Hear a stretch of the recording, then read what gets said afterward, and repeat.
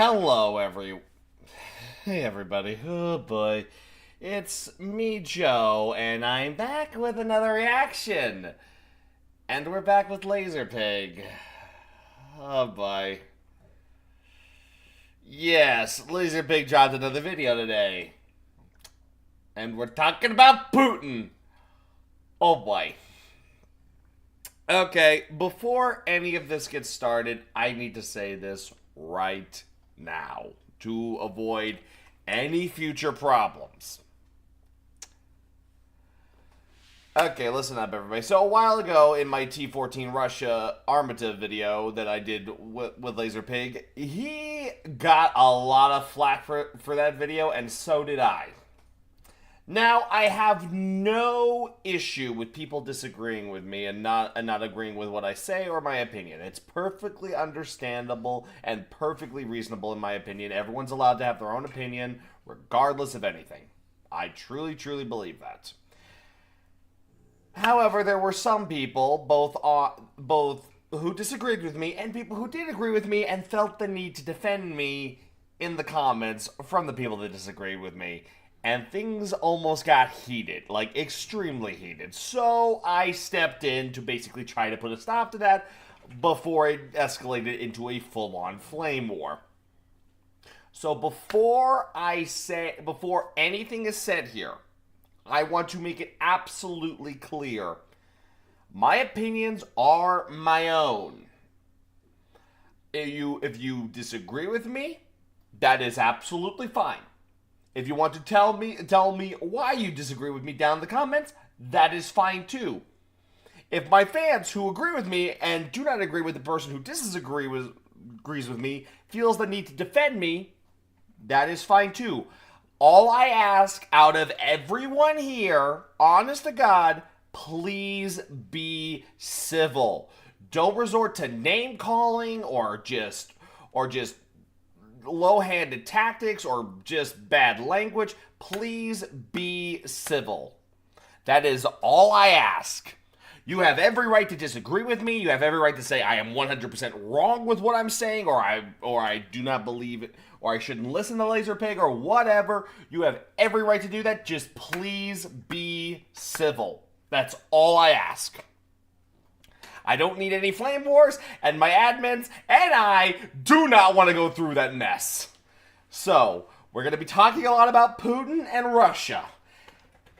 That was what caused a lot of problems in the T-14 video. So, please be civil and just understand this is coming from my personal opinion, not just from listening to Lazerpig, but my own personal research and observations that I have made observing Russia and Putin. So that is that. You were just outside. Come here. Come here, Koa. Get up on your futon. Get up here on your futon. Koa, you made the place. Yes, you've got lamb chop. Come on, get up here. Come on, get up on your futon. That's my boy. Now lay down. What, you made your own mess and now you don't want to lie in it? Oh my god, you're a knucklehead. Love you, though. Now, with that out of the way, this is Lazerpig. How to kill a god. This should be interesting. So, like I said, please keep things civil. And if you want to keep supporting this channel and giving that adorable puppy dog right there cookies, there's a join button for my YouTube membership. Be sure to hit it up, like and subscribe, the whole shebang. You know the drill. Keep it civil, people. Alright, let's see what the pig has to say about Putin. Let's get this video started in 3, 2, 1, and play. Look, I'm gonna be honest with you. I don't want to be known as the politics pig. So I gotta keep reminding you people, you wanted this. I want to make myself a pillow fort and eat Maltesers today, but everyone insists I gotta cover the so I guess I'm a political YouTuber now. Let me just don my respective color hat and upload my next video essay on why all the suggestive and highly interpretive symbology in Fight Club represents my specific ideology. In fact, hang on, I have an idea. So Pig's also dealing with this nonsense too.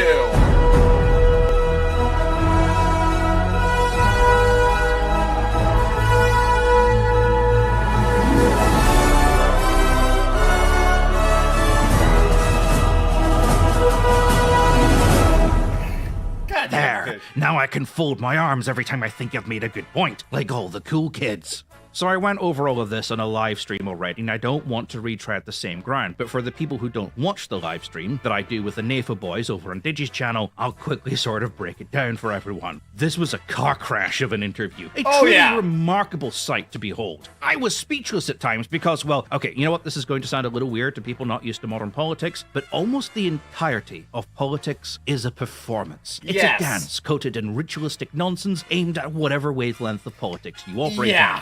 Fascism does it better. It always has, because to a point, liberalism is all about understanding the needs of the individual, which can change every couple of miles, hence why it always comes over as a little bit wishy-washy. I mean, you don't care what's going on 2 towns over. No one around here does. They're weird over there. But to a politician who may represent multiple towns in a district, they kinda have to. Whereas fascism doesn't care about the individual. I mean, it pretends to, and it pretends to care about the needs of the state, but it simply boils the needs of the state and the individual down to its most basic components. God, country, family. I kind of want to go into that in more detail, but that's an adventure for a different day. So the essentials of fascism are to convince you, the voting majority, that any or all of those are somehow under threat from whatever voting minority is the enemy today. Now, technically, that's impossible, because what you consider to be, taking one of these for example, your family values, are going to differ from family to family. Maybe the values of your family are just to eat dinner together around the table every day and talk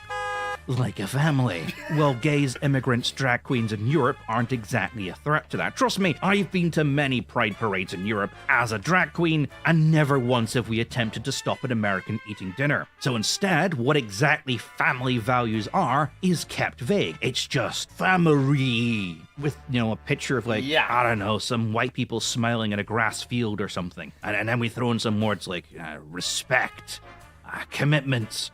I never believed in any of this stuff because my family values were a whole lot of it was none of this like happy-go-lucky like let's catch a ball kid. No, it was my family giving me and my sister frickin' like super soakers, and both me and her reenacted D-Day. She always held the beaches. My sister's a damn good shot. Yeah. Then afterwards she'd throw me in the pool. No, she was my little sister. I had to play nice. Fine, I'll let you out.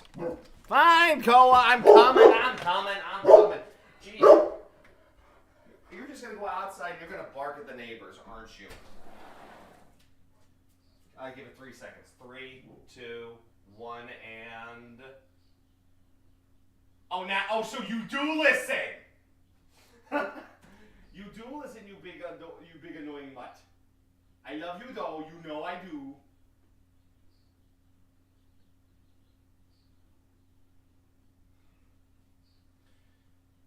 I'll be over in a minute, everybody. I'm just keeping an eye on him because it finally hit triple digits out here. Whew. Whew, Lord Almighty, it is hot. Michael, you can't stay out there too long. Good boy. Okay, come on, Koa. I know you want to keep sniffing, but it's too hot. Ay. Sorry about the delay, folks.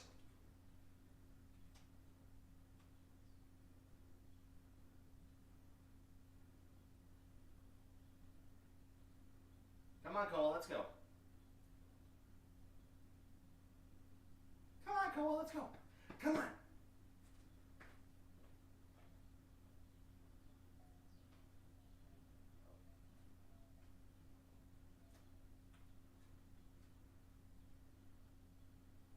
Jeez. What's the third time today? You feeling okay? Maybe I need to schedule you a vet visit. You need to go see the doctors? I know you don't like seeing them, but they'll help you. Is that what you want? You need to go see the doctor? You need to go see a vet? Is that what's up? You've been doing a lot. You've been going out a lot lately. Maybe I should take you to get some checks. It's about time for your physical. Okay. Boy. Yes, he does, Mead. Yes, he does. But back to this whole the whole family values thing. My family values are basically don't bother us, we won't bother you. It's that freaking simple.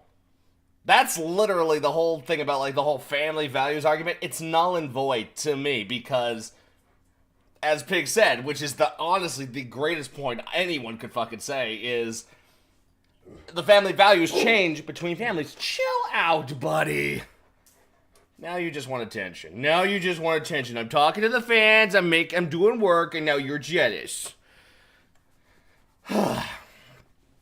But anyway, the whole thing about family values is it's different. And literally, it is just, we absolutely censored. We need to go from family values to just good, decent values. Simple.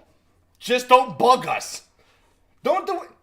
Everyone asks me, like, how far is too far? I've heard, like, the arguments of people like, oh, they're asking for this now, and then they go into that now, and then where does it stop? I'll tell you where it stops. At least with me. It stops at the gate to my front fucking yard. Who's texting me? Oh, thank God.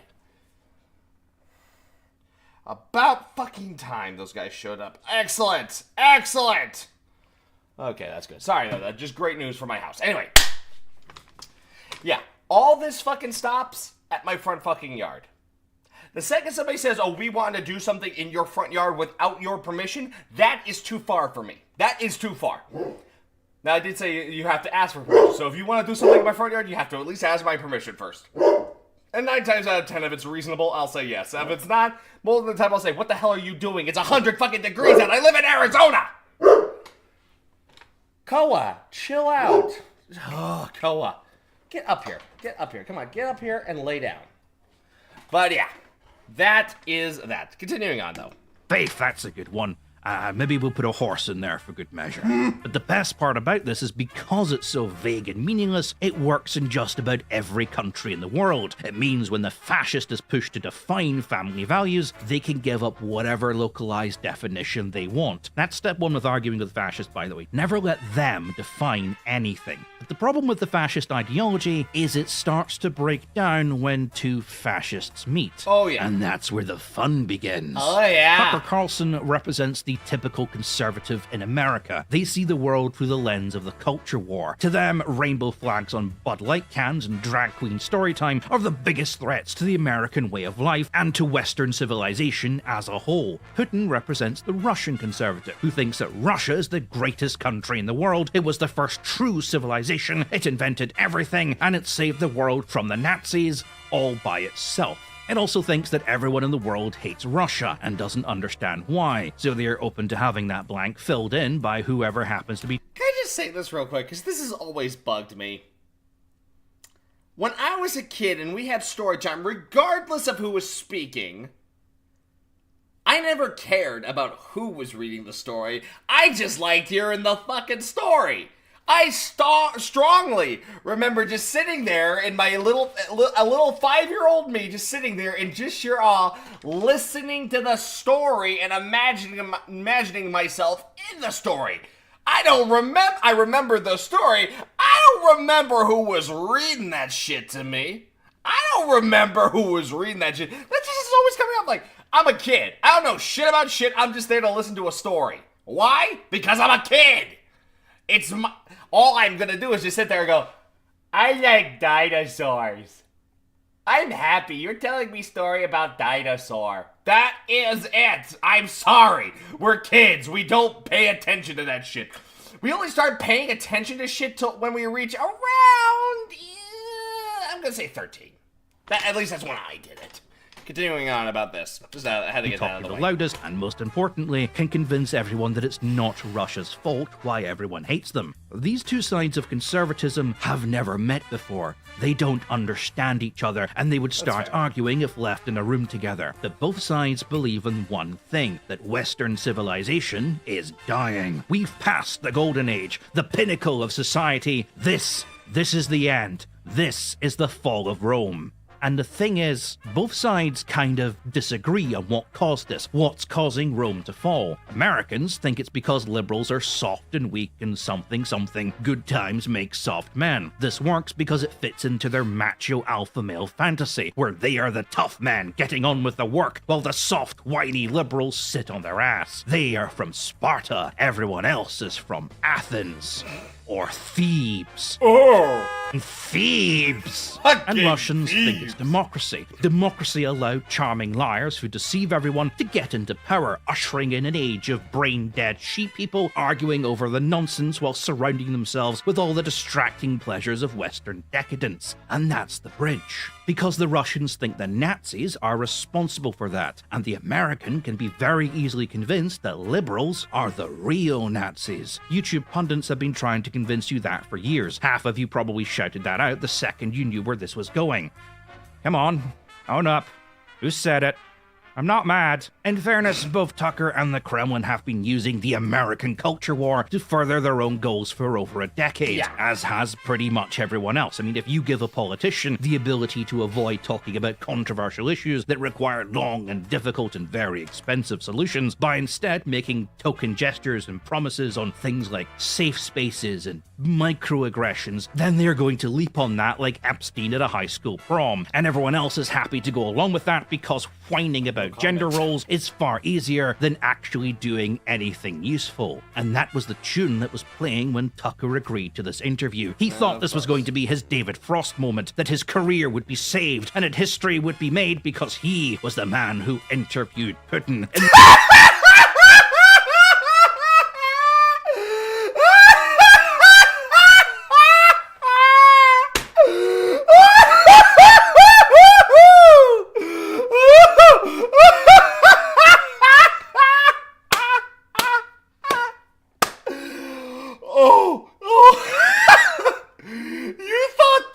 Interview was gonna save your career.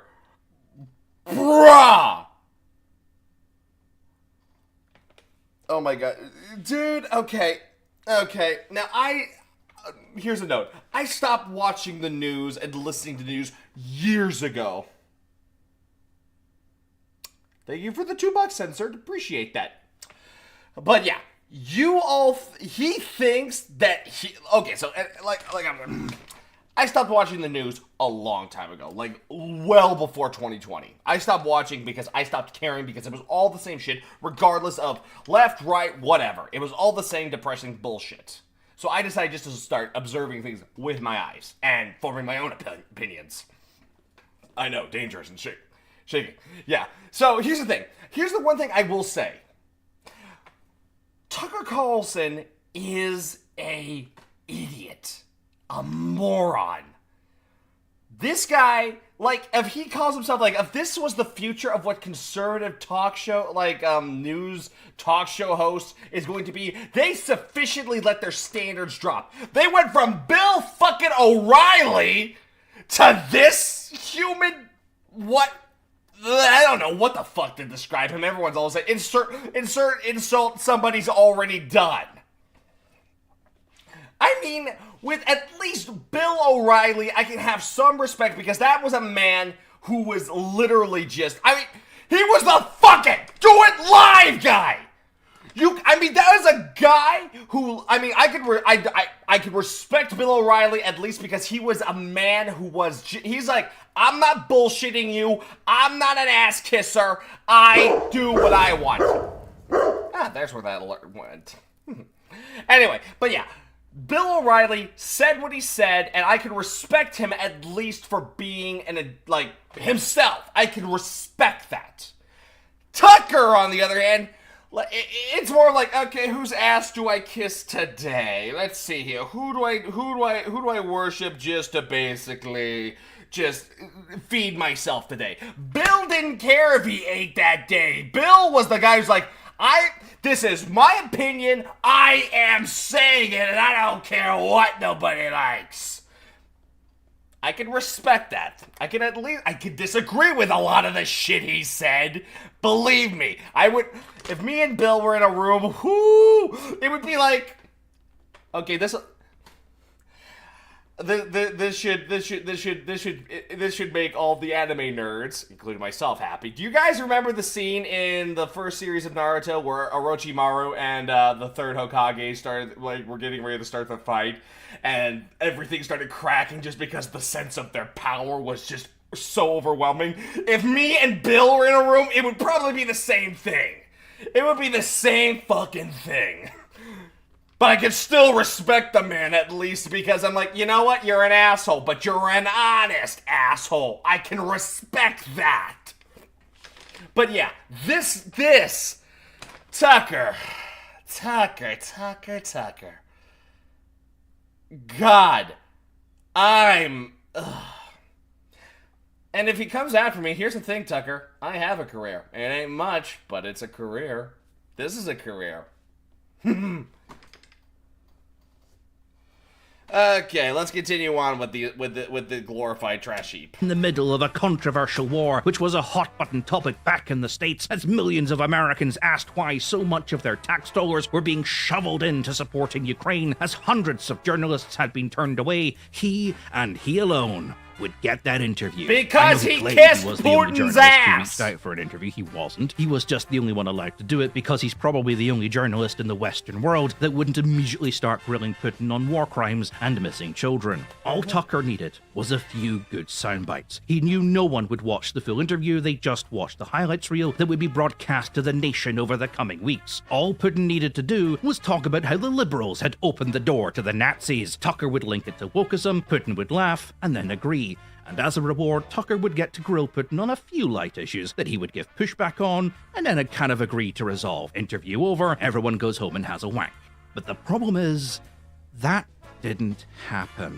What actually happened was Tucker sat there dumbfounded for over half an hour as Putin droned on and on about the time Peter the Great and Stalin joined forces to defeat the evil Ice Queen and retake Castle Grayskull to defeat the orcs of the Third Age, and that's why Ukraine didn't exist. Tucker attempted several times to get Putin back on topic, to get that soundbite out of him, but Putin ignored him and instead kept talking about that one time the Russian Tsars all banded together to form the Megazord to defeat the evil Lizard Queen hidden in Earth's secret second moon, thus saving the Earth from invasion and inventing the potato at the same time. And this is more telling than anything, more than anything he actually said, which has been debunked about 100 times by now. It's this rambling, this meaningless rant, and the fact that this was allowed to happen that is the telltale sign of what is really going on within the walls of the Kremlin. Allow me to explain. Please. Prior to this war, many in the military hobbyist sphere regarded Putin as a bit of a bald badass. This somewhat undeserved reputation of Putin is an illusion, a creation of propaganda that has been carefully curated by those around him and by his advisor, Vladislav Surkov, a man who came from theater and who used the act of performance to turn Russian politics into a pantomime of heroic displays and patriotism, a race of beings capable of the extreme feats of human endurance, the most badass, but most importantly, the most chill. People who wouldn't complain and whine, but just get on with things regardless of any extreme. In the world of soft soy boys, they were the nation of true hard men. And at the head of it all, the perfect Russian leader, the supreme image of masculinity, which radiated this idea of Russian power and Russian exceptionalism. I remember being at a War Games club many years ago, long before COVID, and a friend of mine was talking politics, comparing Britain's own weak-looking then leader, David Cameron, to that of Putin, pulling up a video in which a Russian factory on the verge of shutting down was in its final meeting with its shareholders. In walks Putin and demands the factory be kept open. No one argues with them. They even all sign an agreement that the factory will remain open, saving the jobs of all who worked there. And to cap it off, someone tries to steal his pen, and he demands it back. It took a lot not to tell my friend that this was a complete work of propaganda. It was completely... Yeah, I remember seeing about this stuff too. And yeah, this is absolutely a work of theater. The propaganda is a absolute theater art. It is a show. And if this isn't staged, like, as propaganda, let me tell you what it really is. All these guys here, they're being held at gunpoint. They know if this is actually what's really happening and not, like, staged propaganda and these aren't actors doing this. These guys know that outside those doors, outside the doors of that room, there's about 50 FSB soldiers outside armed with AK-74Us, and the second Putin leaves and the cameras are off, they're gonna come in and they're gonna put bullets in each of those heads. That is what this is. That is what this is really. Though I will say, like, it's more than likely propaganda. This is probably just absolute show. These are actors, and they're playing up the part for the cameras to fool the Russian people. This is a show. And that's what propaganda is. It is a show. All the fucking kids in theater, like if you go back to your time in high school, all those theater kids, they had a career in news. In news networking, that's where they all went. They didn't go to Hollywood. They're not going to be big budget TV stars, but they are going to be late night talk show hosts. That's what theater kids go to in the end. Continuing. Set up. The whole thing, right down to the pen stealing, was a stunt designed to make everyone else see the strong leader called Putin. Stunts like this were enough to impress my friend and was likely aimed at specifically people like him, people who were tired of incompetent, weak-spined governments and thus were more open to loud political stunts full of bravado and one-upmanship that dictators churn out like crappy TikToks, which people are encouraged to refer to as refreshing. Along with Putin's perpetually confusing political stances on various subjects, for example, donating and supporting to pro-LGBT charities and activism groups, while also banning images of the rainbow flag and comparing gay men to pedophiles, supporting pro-liberal groups while encouraging and rewarding groups of neo-fascist skinheads for attacking them, and supporting democracy while crowning himself president for life and arresting and eventually killing his own political opponents, etc., etc. Putin would play out this bizarre hypocrisy which kept the Russian people in a state of semi-confusion. But because people have a tendency to cherry-pick and because news is always targeted towards a certain demographic, it meant that most people, regardless of political affiliation, always saw Putin as an ally,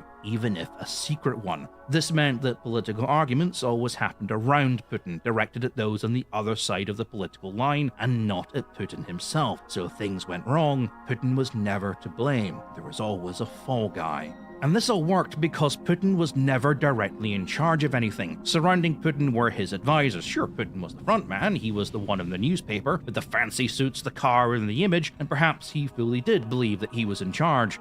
But surrounding him, his closest friends, his advisors, would take his orders for the day and translate them to the Duma, the Russian parliament. If you understand the nuance behind the word translate in that context. This meant that Putin could continue living in the mental state he needed to be in to present the image he needed to be to the Russian public, and to a lesser extent the Western public, and he was undoubtedly rewarded for doing so. But it also meant that he was deluded into believing he truly was the person the propaganda claimed him to be, and as this war has gone on, his advisors have dropped off one by one. His interference and micromanaging of this war has increased until we arrive at the point where he has taken full command, and the illusion has finally been shattered. Yep.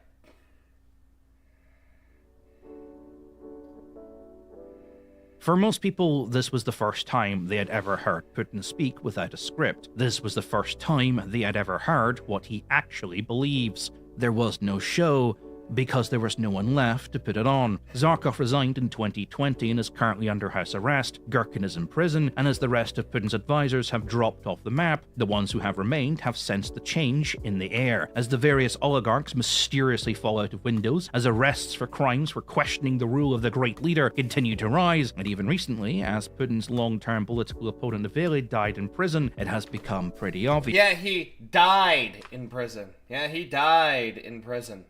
Why'd he die? Oh, it was, natural causes. Yeah, about as natural as a bullet to the head. Is that being opposed to Putin right now is a pretty bad idea, and the people who surround. Hey, FSB! Fuck Putin! Put me on your list. Good luck! That dog may seem annoying and a big pushover, but that dog will die defending me or at least holding the door long enough for me to get ready. Come at me! Around Putin at the top right now are veterans of surviving political purges. They are smart enough to know exactly what to say to keep the great leader happy. This means when Putin's generals say they have destroyed 500 American Abrams tanks, Putin believes it. Yeah, right. He genuinely believes he is in a mano-a-mano struggle with the entirety of NATO, and he is winning. So excuses for Russia's slow progress can be made, because all of NATO is fighting him while he stands alone. This is not a product of stupidity. Putin is not an idiot. This is just what happens when you exclusively surround yourself with people who only ever agree with you. It happens to everyone. It'll probably happen to you. But you're not in charge of sending 500,000 people to... But I prefer it when people, like, tell me, hey, buddy. Like, hell, my admins have stomped on me before, and I appreciate them for it. They keep me honest. To their death, so... I don't know.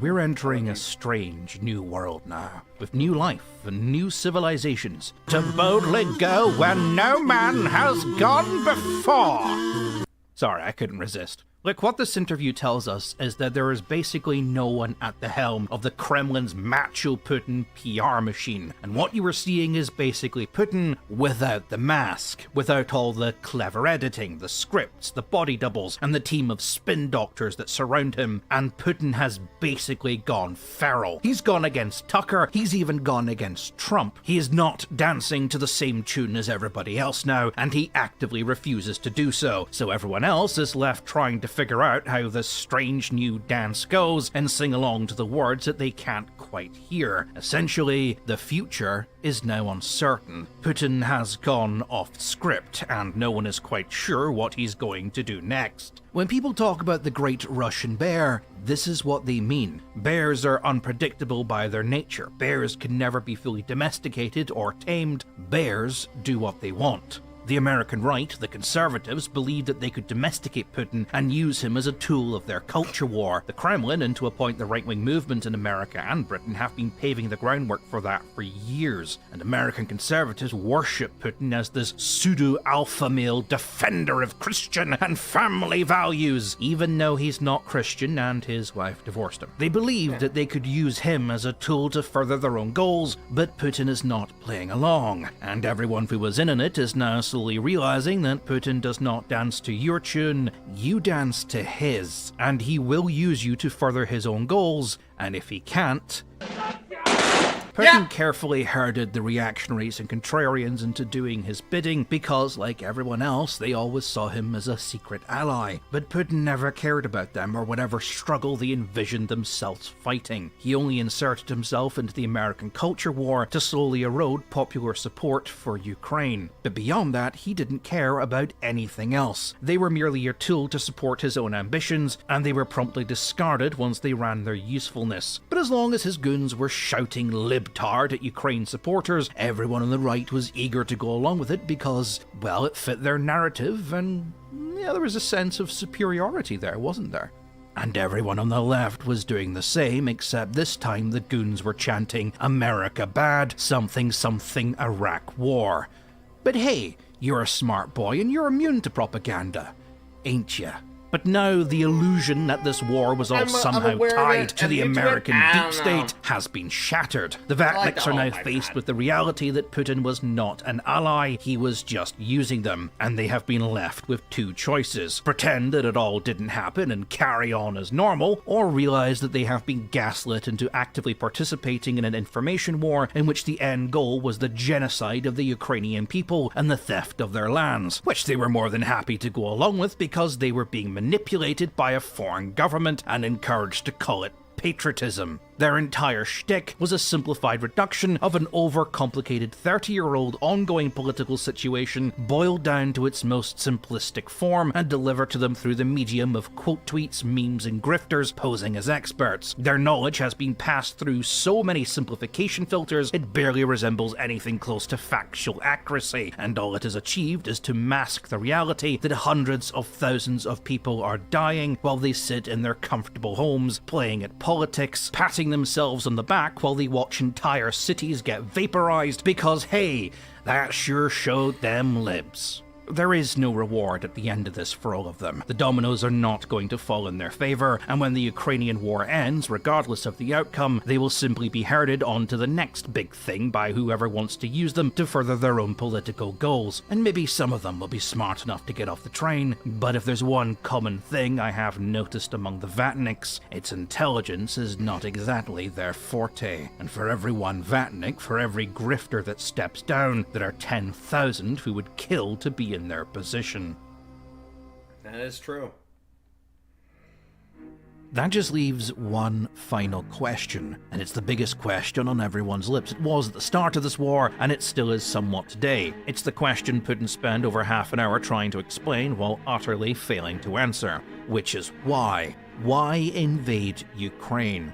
In 2014, Putin had basically seized a region the size of Belgium, cementing his dominance over the Black Sea. With an active territorial dispute, Ukraine would not have been allowed to join either NATO or the EU without giving up any territorial claim over Crimea and eastern Ukraine. Ukraine was still economically dependent on Russia for gas and oil, and it still feared the Russian army, which was still seen as one of the largest, one of the most powerful, and one of the most respected in the world. And best of all, no one cared about Ukraine.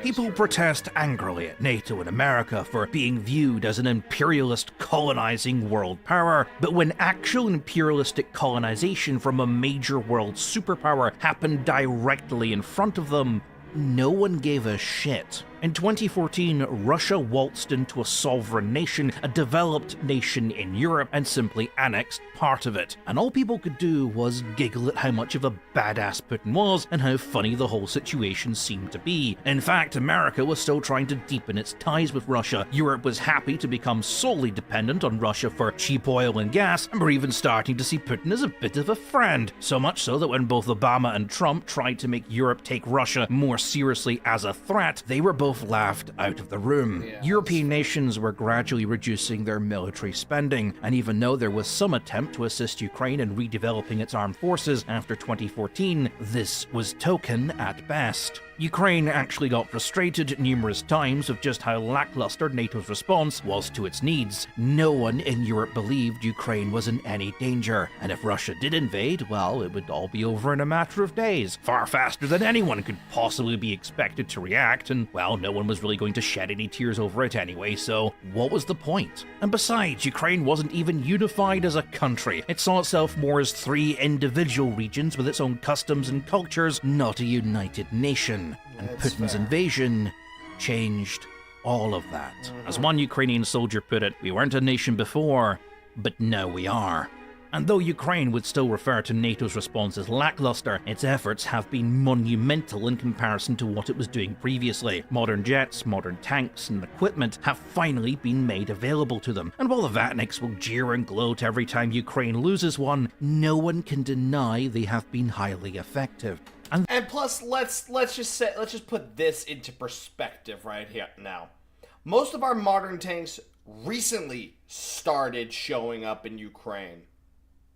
But before that, the Ukrainians were handing the Russian armored divisions their asses with subpar equipment and fucking javelins that we could ship over it by the truckload.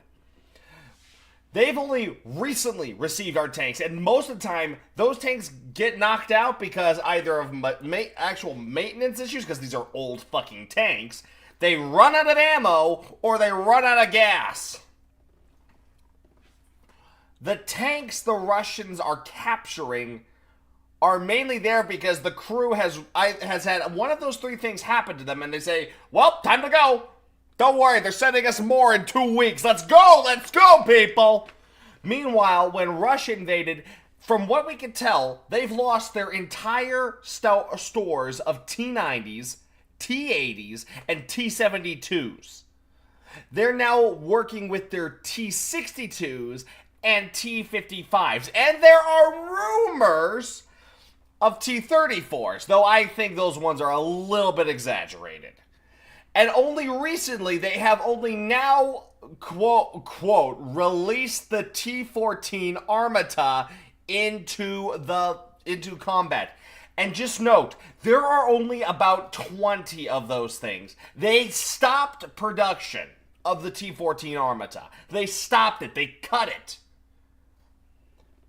This is ridiculous. They have gone 3 years. Actually, yeah, 3 years. 3 years the Ukrainians have fought. And they have not fallen. In fact, they pushed the Russians away from Kyiv. They pushed them out of the north.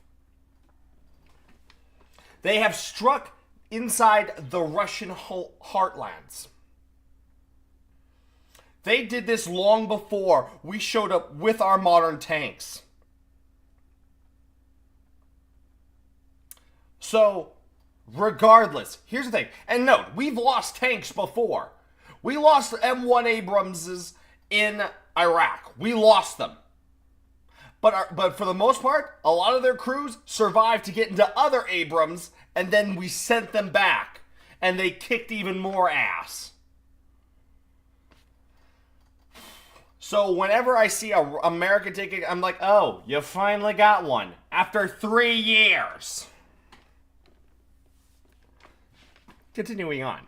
Though the EU has not exactly been lightning fast to respond, like a fat man who's fallen asleep at the party, it's woken to realise the buffet is now open and is lurching towards it at speed. Europe is rearming, Finland and Sweden have joined NATO, money for future weapons projects has suddenly been found, and development into alternate gas and oil infrastructure has been a major focus. Putin's oligarchs have lost almost the entirety of their holdings in Europe, half his war chest has been seized by the banks, and regardless of the outcome of this war, his entire army will need to be rebuilt from scratch. But worst of all, his reputation is in absolute tatters. The Russian army is no longer seen as the ferocious, dominating entity it once was. In fact, people now question why we even feared it in the first place. Russia's weapons export potential, which was a huge part of their development funding, is now basically null, and all the oil and gas it was selling to Europe is now being sold to China at an even larger discount. And though the Russian economy hasn't completely collapsed, the cracks are indeed showing.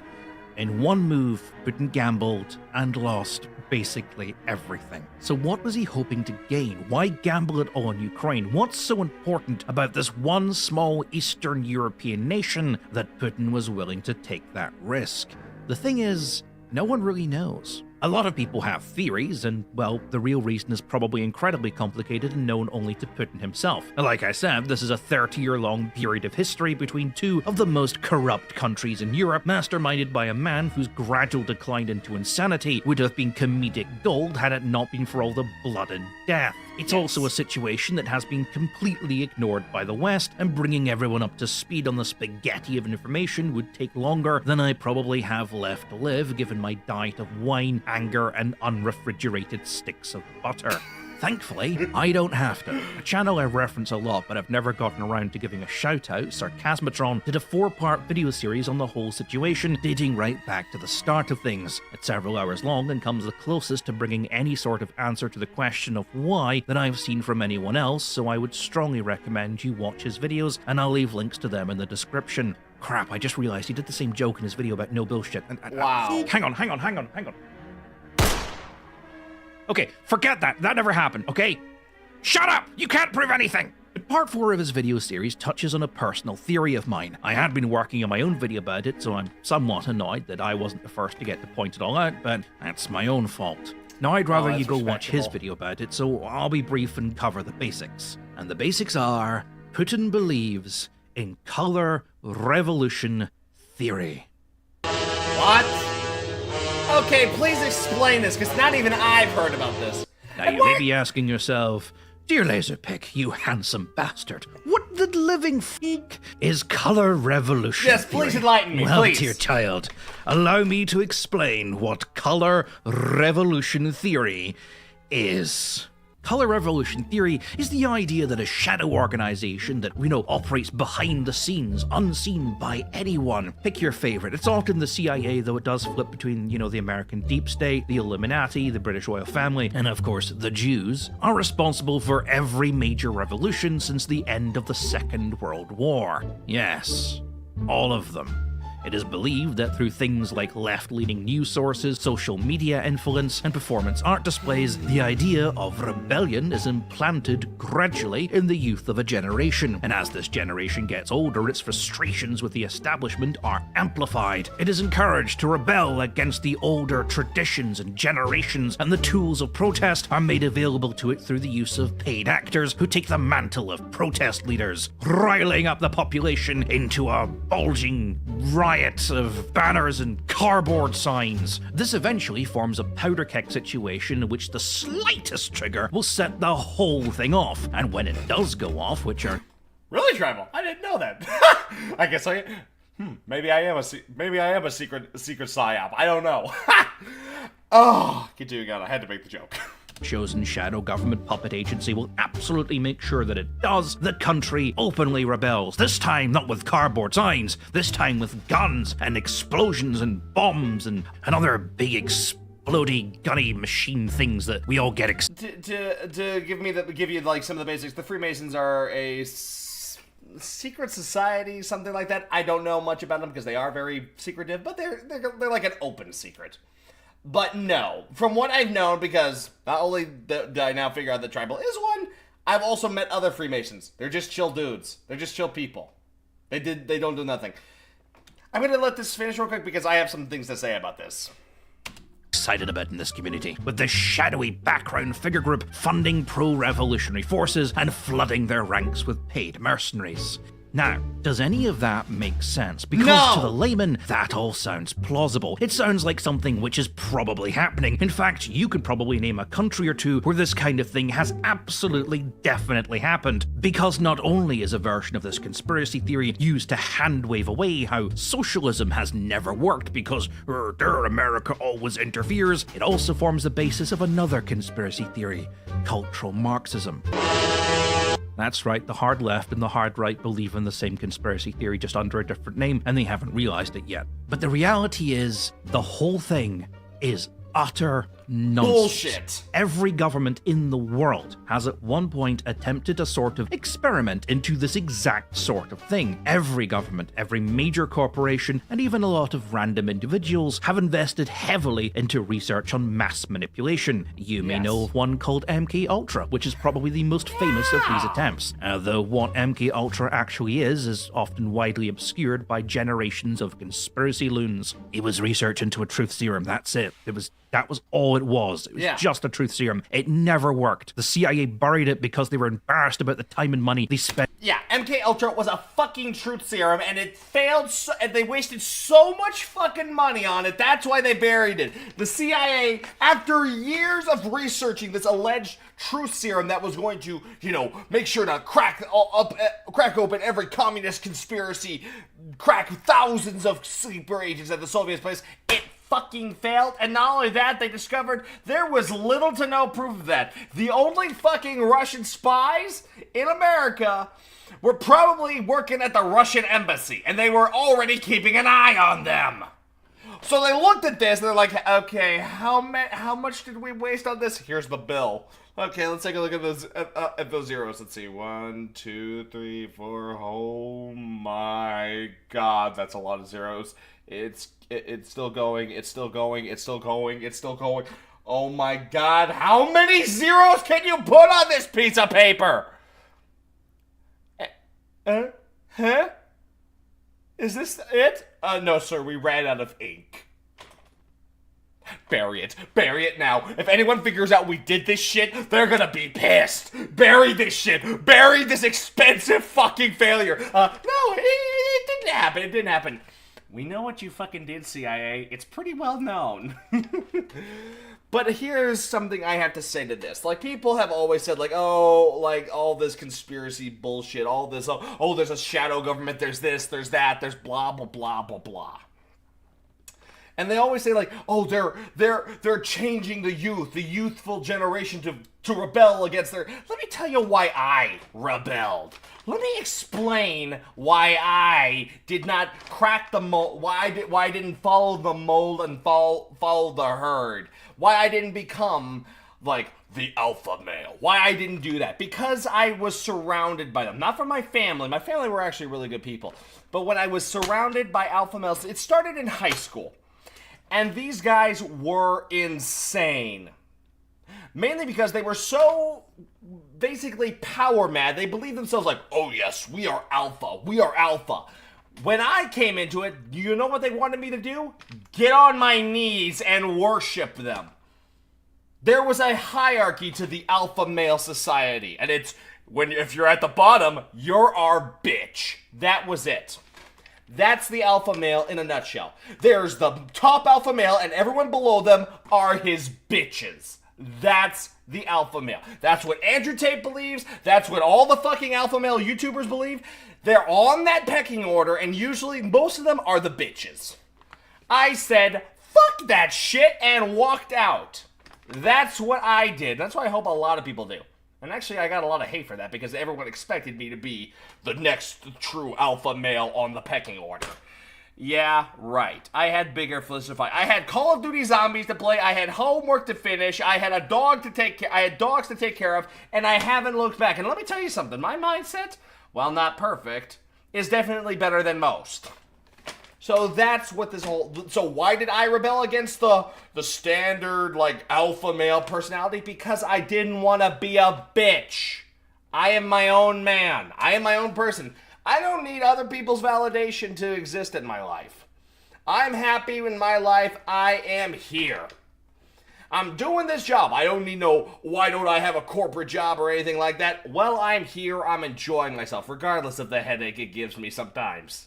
I love my job. It doesn't pay much, but you know what? I'm happy. Plus, my YouTube membership is slowly growing, so who knows? Maybe I will start making some money eventually. Well, enough to start making a true profit. Anyway, enough ranting for this time. Let's continue on. And trying to chase a dream. That's it. There's no greater conspiracy. They're just embarrassed by it. But to the person who supposedly cracks it, unlimited wealth is at their disposal. Every government in the world would pay everything they have to make their populations just agree with everything they do without having to bother about the democracy bit of their democratic government. Dictators could live without ever having to face challenge to their rule, and corporations could exist free of competition. It's all very... well, cyberpunk. But the thing is, perhaps the most important thing, which has been revealed time and time again anytime someone gets this idea, is that in all the attempts made, every single one of them, it simply proved that such a thing just doesn't work. But explaining why such a thing as color revolution theory is complete bollocks and why it doesn't work in spite of numerous and increasingly sophisticated attempts is in itself a complicated matter. Effectively, color revolution theory, and to the same extent cultural Marxism, though I still do plan to cover that specifically in a different video, probably at the end of this year when I'm too drunk on Christmas wine to read the comments, is something that is easier to believe is happening because it has the illusion of truth to it than be explained to why it most definitely isn't. But as has now been well documented that I am completely insane, I will give it a try. I promise to try. I think it's pretty obvious about it, you're but insane there is a because you lot ran out to of explain here, so here goes. Wrestler running. Okay, here we go. Okay, so before we begin, I have to explain something. You see, there is a secret side quest in life reserved entirely for people studying literally anything on the Soviet Union. History's a bit weird like that. Investigating the history of literally anything will inevitably lead you down rabbit holes, but investigating the history of the Soviet Union is not a rabbit hole, it's a Skyrim-esque adventure. You're not wrong! The Soviet Union has inspired so many great comedies because it is literally that ridiculous. The plot of Dune, explained by three separate drunk individuals who have never actually read the book but do vaguely remember seeing the old 1984 film. I done both. The guild Don't bring the miniseries remakes into this!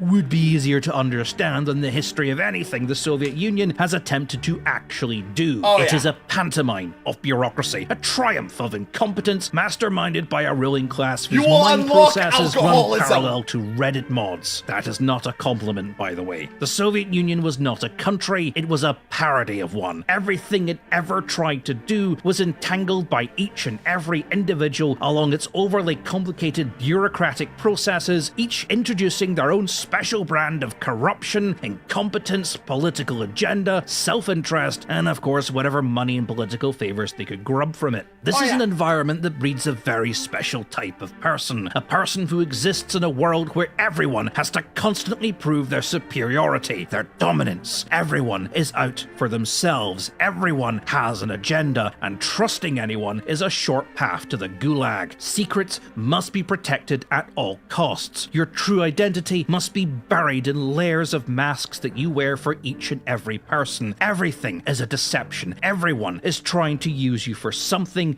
Competence is suspicious and paranoia is rewarded. And every day, every single second of every minute of every hour, you must be prepared to defend your position in the entire chain against anyone who would rather they have your position and all the trappings that come with it. This is life in the Kremlin. This is the crucible that birthed the minds of the people who currently sit in power in Moscow. These people do not see the world like we do. They see it as a reflection of the world they know within the Kremlin and treat it in the same manner. They view the world in conspiracies, plans within plans within plans. No one can be trusted. Everything is a deception. Every word said a lie, trying to disguise a greater meaning, and every action the result of a well-planned and coordinated attack. There are no coincidences in this world. Nothing just happens. Everything, regardless of how minor, is the footprints of a plan of some nemesis hiding in the shadows, waiting to strike. And to these people, there is no leaving this life. That paranoid world brings a feeling of comfort that is such a fundamental security to them that the idea that anyone around them could be open and honest is instantly dismissed as a trick. That is the mental state of a conspiracy theorist. One so far gone that the idea that there is no conspiracy is such a terrifying thought that anyone who proclaims as such must be one of them out to get you.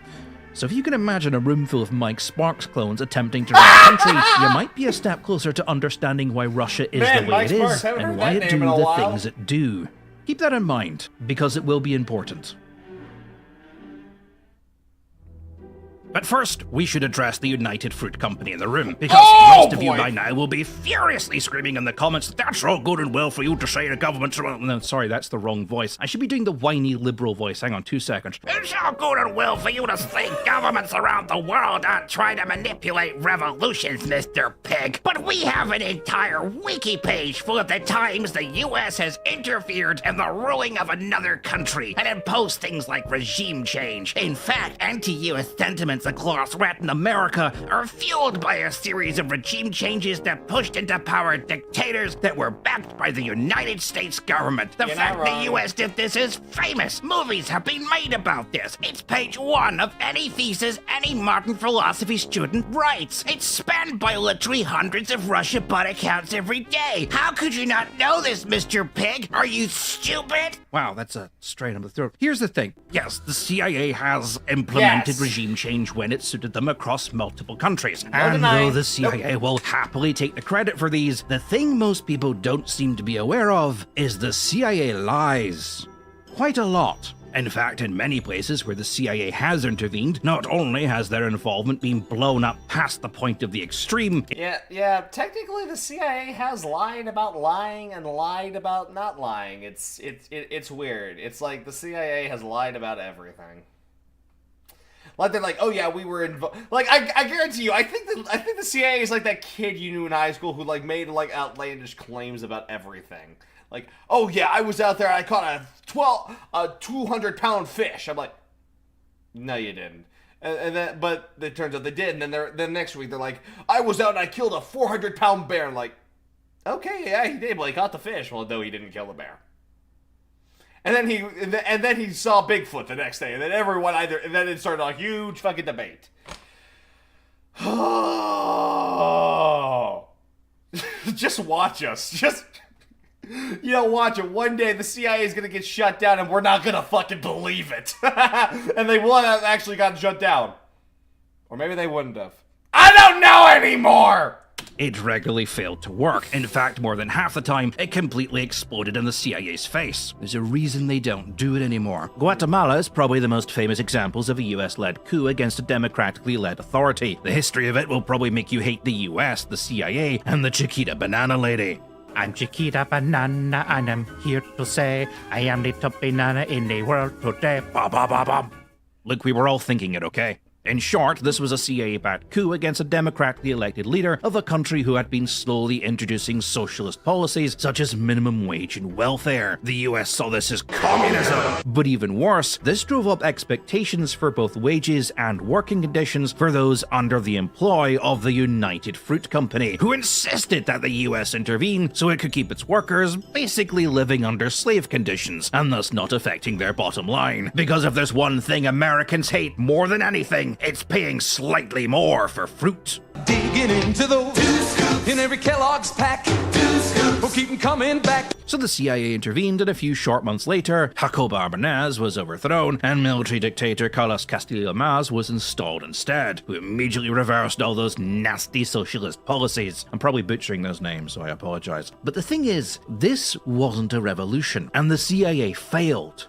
Twice. Once in 1952, where an operation to use fruit-carrying freighters to smuggle guns into the country was almost immediately discovered by the US Customs Office, and thus the CIA was forced to abandon the plan. And then again in 1954, where even with hundreds of pro-revolutionary fighters funded with US money, with US guns and planes, they lost every single battle they fought in. The population refused to rise up in arms, and the CIA were considering pulling the plug when the Guatemalan military suddenly laid down its arms, and Arbenaz stood down. And what had done it was not a populist revolution, it was the fear the country would be invaded by the US if Guatemala won. The CIA proudly slapped themselves on the back, installed their puppet dictator who immediately seized full control for himself, resulting in a 40-year-long civil war and the genocide of the Mayan people. Go America. And yet, the CIA decided this coup was so successful, it would form the template for all future attempts, such as in Albania, where it didn't work, or in Cambodia, where it didn't work, or in Cuba, where it didn't work, or in the Dominican Republic, where it did work, and then the US puppet government they installed was almost immediately overthrown. Or in the Congo, where it failed so badly, it threatened to become a proxy war with the USSR, and Belgium had to come and bail the US out.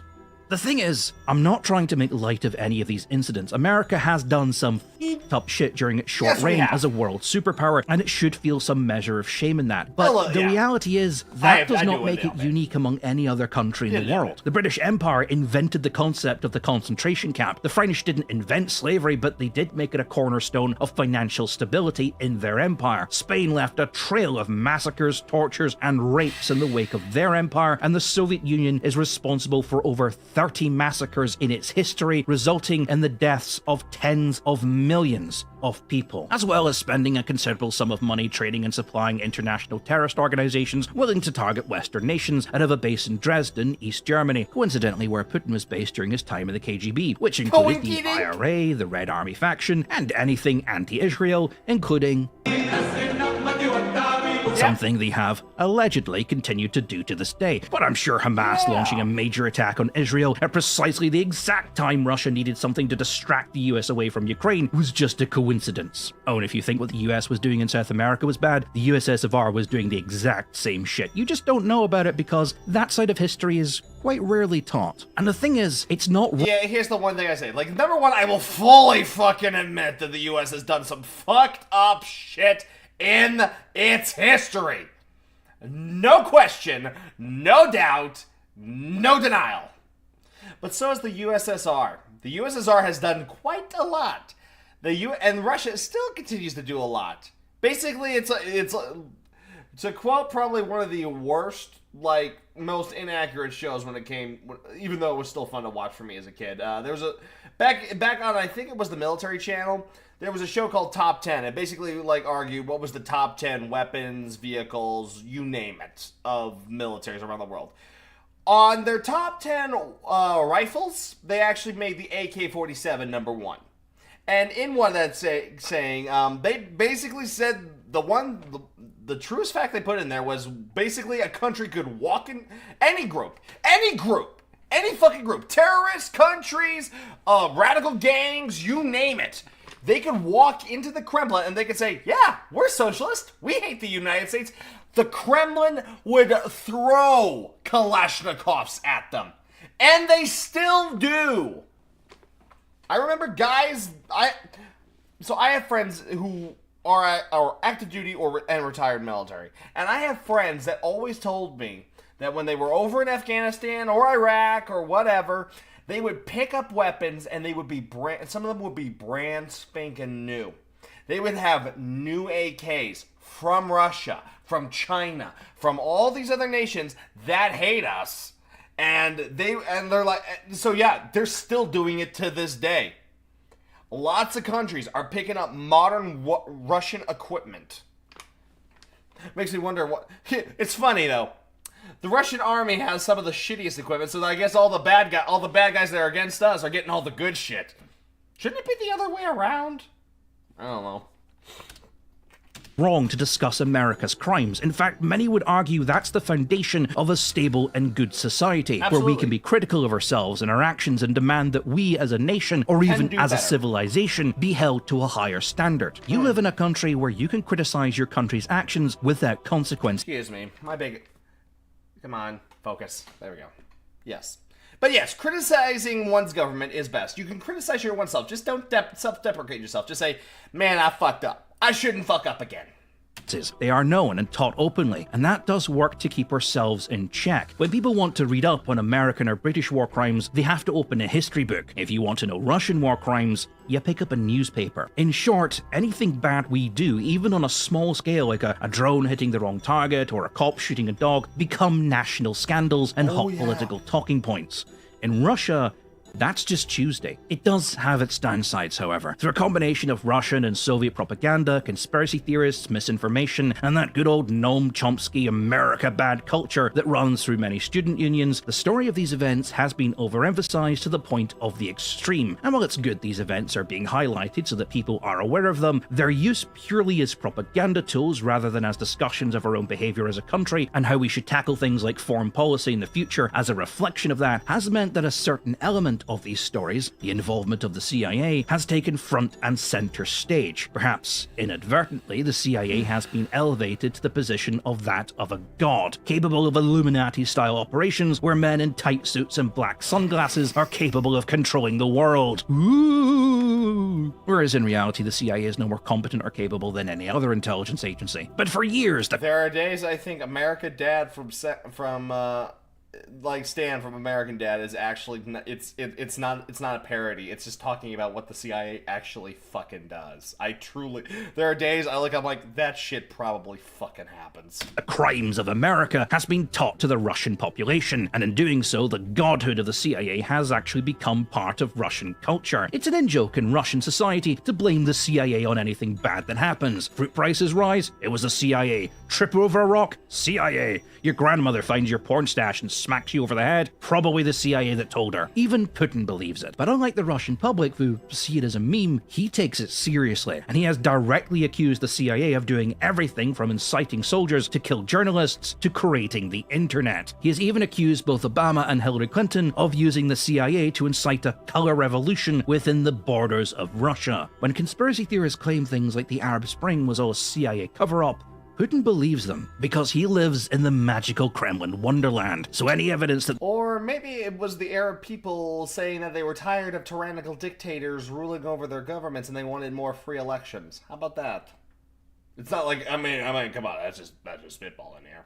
This is not a case, or anyone telling him he is wrong is obviously an agent of the conspiracy trying to fool him and thus not to be trusted. And the thing is, what he's failed to realize is in all the examples I gave above, those were not color revolutions. The CIA did not incite revolutions encouraging populations to rebel against their government. They tried, but they couldn't do it. You know what was easier? Simply finding some idiot who desired power and could be convinced to see things from the US point of view if they got enough things from the Sky Mall, and then simply fed them enough guns and drugs until they were in power, which inevitably backfired because power-hungry idiots do not tend to be great leaders. In each of these situations, when a populist rebellion did happen, it either went against US interests, such as the Dominican Republic, or was already in progress long before the CIA got involved, such as in Brazil. In times where it has been suspected of involvement, such as in Euromaidan with the famous Moulin Prut phone call, the reality of the situation has been obscured by the sheer amount of misinformation which surrounds the event. Sarcasmatron covered it pretty well. Now, none of this should be surprising. When people talk about cultural Marxism, what they fear is that socialist and communist ideologies are being taught to the young in order to prepare them for a pro-communist uprising. The people they always blame for this are not world governments with anti-US mentalities or actual communists, it's the Frankfurt School of Thought. This is because their arguments come from canned arguments found online, which can be traced back to neo-Nazis who have found the Jew to blame, and thus no further thought or investigation is required. In the same manner, the minds of the Kremlin have found where the CIA is to blame, and thus no further thought is required. They found the conclusion they want. The Euromaidan phone call is not just an intercepted communication from Ukraine looking for advice that never really went anywhere. It's the cornerstone of all the evidence Putin needs to prove that the whole thing was a CIA plot. It doesn't matter what else happened or is said, or even if no actual evidence of CIA involvement has ever been found, all of that can be dismissed because we have that phone call. Just like the Zimmerman telegraph. Right? James Randi, someone who is a Right, personal hero of England! mine, was an illusionist who spent the later half of his year debunking what he referred to as woo-woo mysticism. Psychics, faith healers, healing crystals, people who claim to have some sort of magical power beyond the realms of known physics. He is most famed for his fiery takedown of one Yuri Geller, the famous faith healer and televangelist Peter Popov, and of course the $1 million paranormal challenge, which offered a cash prize of $1 million to anyone capable of proving they have a psychic ability under laboratory conditions, which remains unclaimed to this day. One of Randy's more interesting lectures was that you cannot prove Santa Claus does not exist. After all, we can scour the North Pole and find no evidence of any gigantic workshop full of elves. They're invisible. We can throw reindeer off a roof and prove that they cannot physically fly.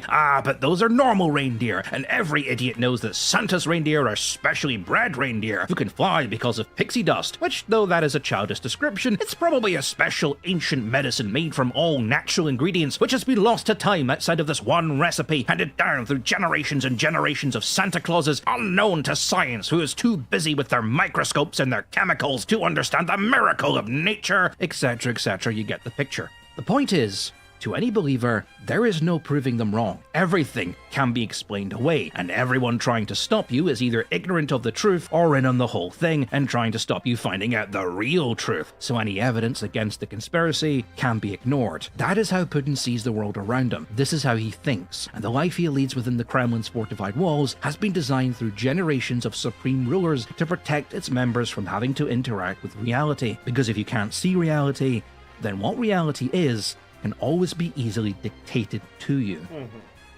That is absolutely true. We should really talk about what color revolution theory is, by which I mean what color revolution theory really is. It's supposed to refer to a series of pro-democratic revolutions that happened between the year of 2000 and today, specifically in Serbia, Georgia, Adjara, Ukraine, Kyrgyzstan, Moldova, Armenia, Belarus, and the various Arab nations caught up in the wave of the Arab Spring. But here's the So all the countries that were under dictator control that was mainly backed by the Soviet Union. I wonder why all these people who lived in beautiful communist utopias would want to rebel.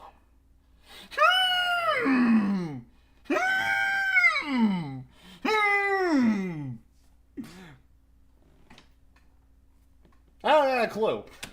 thing. There still exists considerable debate in academic circles if or not the term color revolution even means anything, and if so, what exactly is it referring to? Out of all the revolutions referred to as a color revolution, other than them being revolutions, the only thing which binds any of these together is the fact they happened after the fall of the Soviet Union, and the internet may have played some role, but tools of mass communication typically often play roles in revolutions. A key role of the French Revolution in 1789 was played by newspapers. Oh, yeah. So is the French with Revolution the American a color revolution? Red, the blood of angry men. Black, the dark of ages past. In actuality, no. It's not allowed to be, because color revolution is almost an undefined term. Even Wikipedia cannot agree on what exactly it means, describing them as protests that resulted in regime change, which is literally the definition of every revolution in history. Originally, the definition had been any revolution in a post-Soviet state with the intention of establishing democracy. But then the Arab Spring happened, which many consider to be a color revolution, and Russian propaganda has spent a considerable amount of effort attempting to convince everyone that the CIA was behind it all. But none of the Arab states are former Soviet states, so that part of the definition had to be dropped. But if a color revolution is just any revolution to bring about democracy, then the American Revolution of 1765 is a color revolution. A red, white, and blue color revolution. Damn right!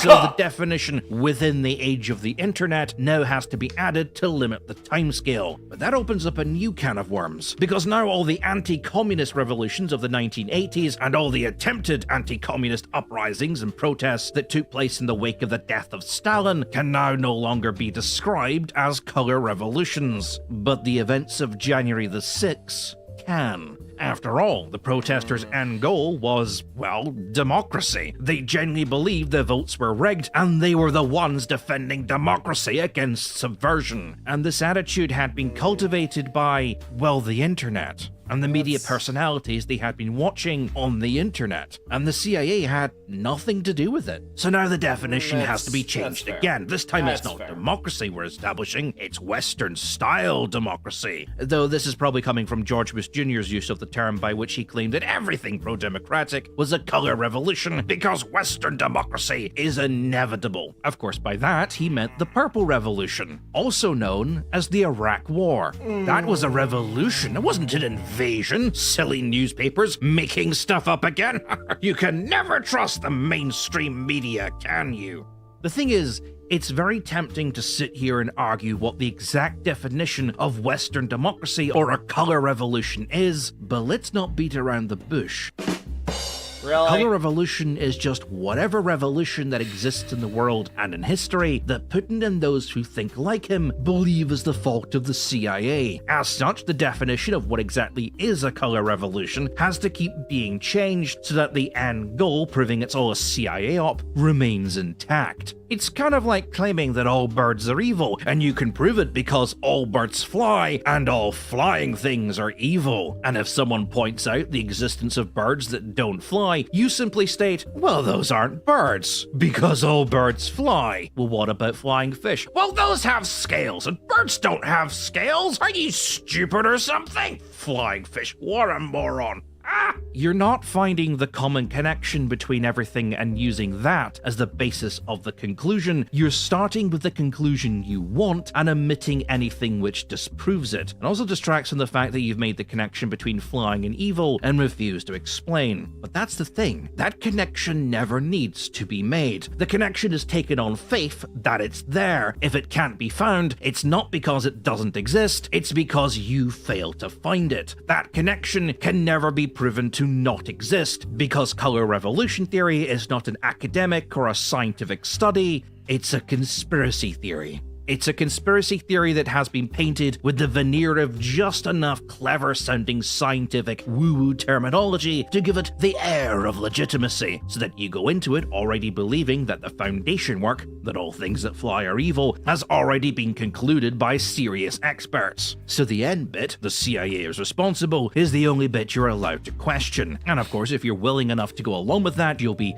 guided onto the correct conclusion, because if you dig enough into any revolution or any major political event throughout the world in the past 100 years, you will inevitably find some trace of America. America is a global superpower with its fingers in many, many pies. Yeah. So in almost every major event within history post the Second World War, you will find some link back to the United States, and to color revolution theorists, that's all they need, because we know the CIA is involved, so the presence of any trace of America, regardless of how vague, can be used as evidence of CIA involvement.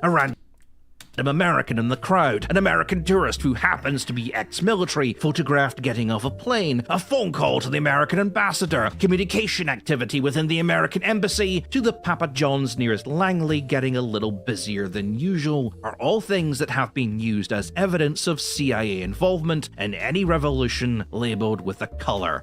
This is research through the method of Wiki Hitler. You can go to any article in Wikipedia and just by clicking hyperlinks, get to Hitler. This is because any page can be linked to a country, and almost every country in the world had some involvement in World War II.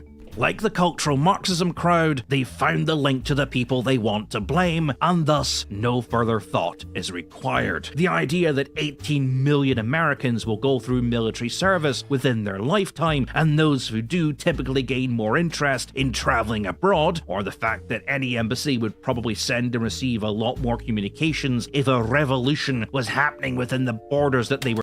Here's my personal theory as to why the US gets involved, nowadays at the very least, in a lot of revolutions.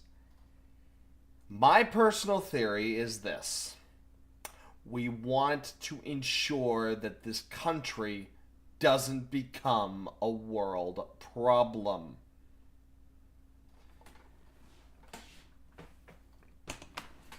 Throughout history, when new countries are formed, from dictatorships or through a revolutionary change, bloodshed always occurs. I'd like to think that during the 1990s, there was a slew of revolutions in the wake of the fall of the Soviet Union, and almost all of them ended in thousands of deaths. Yugoslavia, Chechnya, Georgia, Rwanda, all the dictatorships in Africa, in Southeast Asia, they resulted in bloodshed. And we did nothing. A lot of the time, we did nothing. Even in those Western, look at how long did it take us before NATO got involved in Yugoslavia? A lot.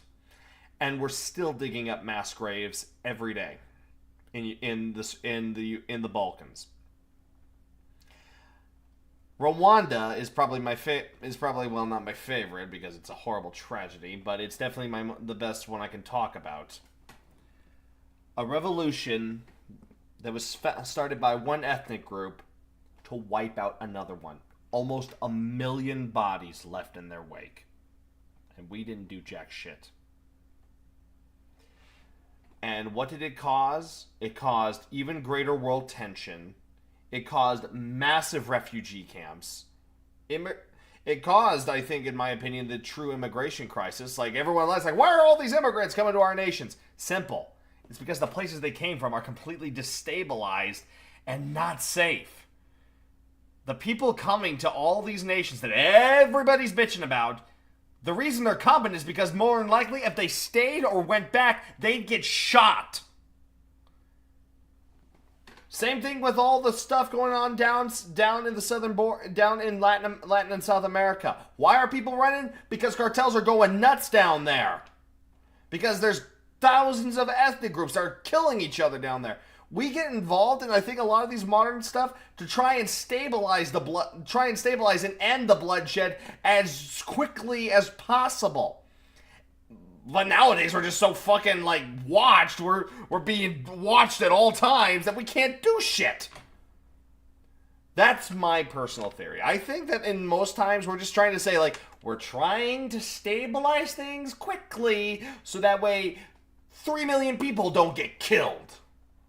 We want to get you people from dictator to revolution to democracy in as quickly and easily and as painless as possible.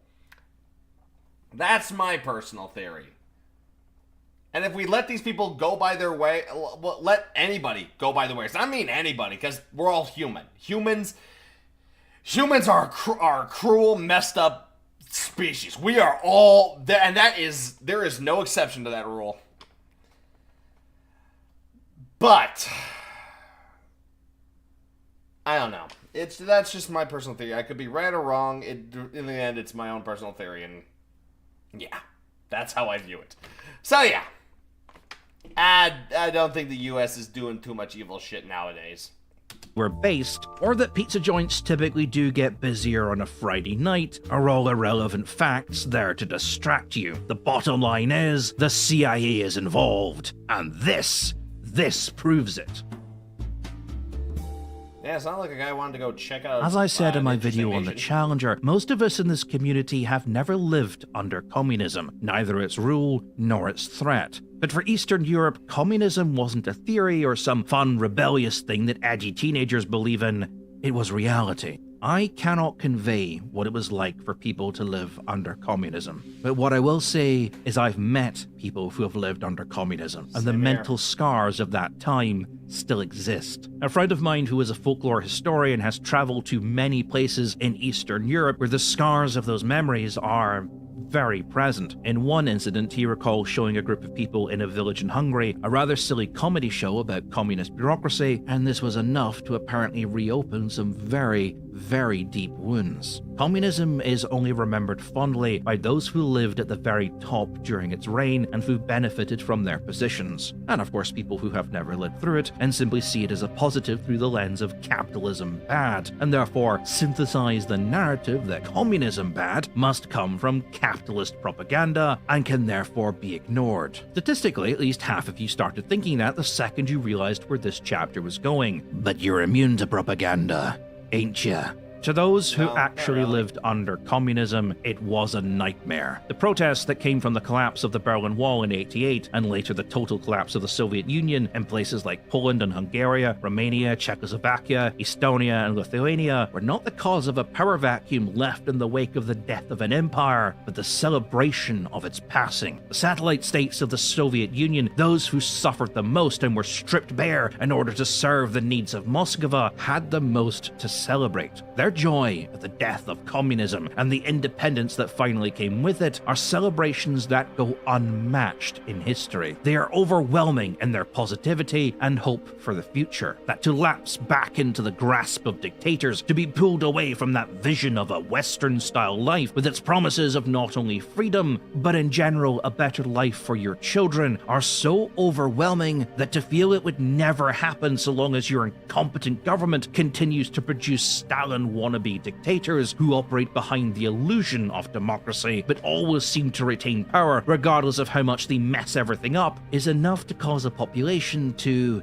well, take a more proactive approach to the term democracy. The desire for your children to grow up in a world better than the one you knew is one of the fundamental beliefs of every parent on the planet, and one of the few things that unites all of humanity. The reason why God, country, family is such an effective way of manipulating people is because when the world becomes too overwhelming, the average person retreats back to what is important to them, which is their personal morals, the place they live, and their family. And so long as nothing is directly affecting those three things, then they will rarely go out of their way to care about anything else outside of that scope. A lot of people couldn't give two shits about children dying in other countries, but when it's your family who is under threat, that's when the knives come out. And that's what's actually happening in these revolutions. People who thought they were progressing towards a better life suddenly find out that they're not. And not only are they facing a lifetime of gradually declining living standards under some asshole, but so are their children. The wall has come down, and they have been exposed to the potential of a better life and a better way of doing things. And the idea that the hardship they suffer is required to protect them against the corruption of the West no longer flies. They've seen the corruption of the West, and they want to be part of it, because it's better than being part of the corrupt East. Every single revolution currently described as a color revolution was against a corrupt dictator in favor of actual democracy, not the feudalism disguised as democracy that they'd always lived under. That's not something that is unique to any of the color revolutions, that's just what a revolution typically is. They are largely throughout history about overthrowing tyrants. It's about a people who have lost all hope, and in desperation, they fight for what they believe is a better future for themselves and their children. And brightly dressed students beatboxing about Karl Marx, economic slavery, and role-playing as anarchists rarely has anything to do with it. I mean, yes, the phrase student movements do come up quite a lot in revolutions, but that is normally because students typically have a lot more free time to do things like protest. That's true. Trust me, when was the last time you didn't see a student protest happening? But the thing That's is, fair. when you are a corrupt dictator in charge of a country, the idea that this is just a thing that happens in society is terrifying. So a cause has to be found, because it cannot be that your loyal sheep-like populace, who obviously love you, will seemingly at random just Free turn Hong against Kong. you with little warning, and that's somehow your fault. There has to be some sort of external influence. And when you have fought your entire life against the dominance of the West, guess who's first in the pipeline to be blamed? The people who believe in color revolution theory are technically onto something, but to them the theory is just a way of simplifying the complexity of the world around them in such a way so that they are never to blame. Instead, the blame is deflected towards a singular shadowy group or authority who could theoretically be capable of it, that can be opposed and fought against with a singular and, most importantly, simple solution, which can be whatever you want it to be. More money for the military, 9 p.m. curfews, restrictions on immigration and foreign work visas, a big wall, kill every pregnant cat. It's up to you. And the Not the best part kitties. about this whole thing is because it's a shadow dog, I mean, organization, I like kitties. everyone bad cute. is in theory working for them. The murderers and thieves behind your skyrocketing crime rate, the corrupt politicians, the aid workers that make you look bad in the news, the farmers who just couldn't supply the entire country's grain when all their farmhands were sent off to join the military, and even the weather itself are all CIA agents. And if you torture anyone for long enough, they will absolutely admit that this is all true. This completes the illusion that Putin is never to blame for any unrest within Russia's own borders. The fact that Putin lives in a $1.6 billion palace that reportedly has its own private casino and toilets made from solid gold, while 48% Why? of his population, or 70 million people, do not have access to an indoor toilet, has absolutely nothing to do with the fact that there might be some people in Russia who believe that their current system is a bit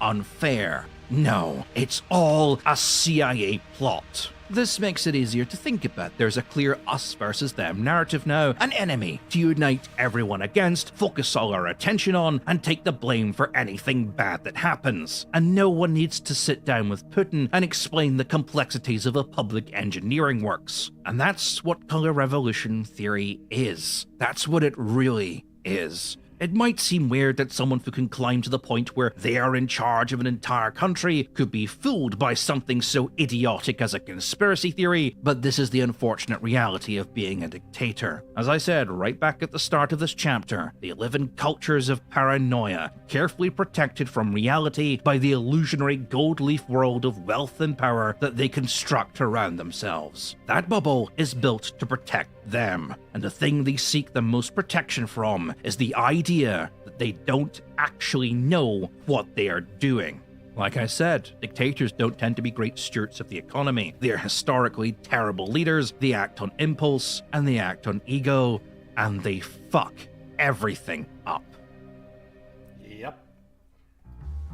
The other great elephant in the room we should address is any of this actually true? Even if we assume it's not the CIA behind it all, many people would be in agreement that even if there is no evidence for it anywhere, it's very possible that an organization like the CIA could trigger a coup in a country, and it's probably happened before. So ignoring the example I gave earlier where I showed the CIA in fact does not have anywhere close to that kind of power and has operated almost entirely on luck and economically enslaving a dictator by supplying them with weapons, supplies, and the money that they need to live the life of luxury they think they deserve, while brutally imposing their regime and occasionally reminding them that if they don't do what Uncle Sam tells them, then all of that goes away. Which is what happened in the late 80s and early 90s in South America, where the West began to withdraw funding from places like Chile and their dictatorial governments gradually collapsed, which might be another reason we're seeing so many anti-dictator revolutions in our lifetime, since their existence is no longer beneficial to the superpowers which kept them in power. Yeah, pretty much. But ignoring that, is something like color revolution theory possible?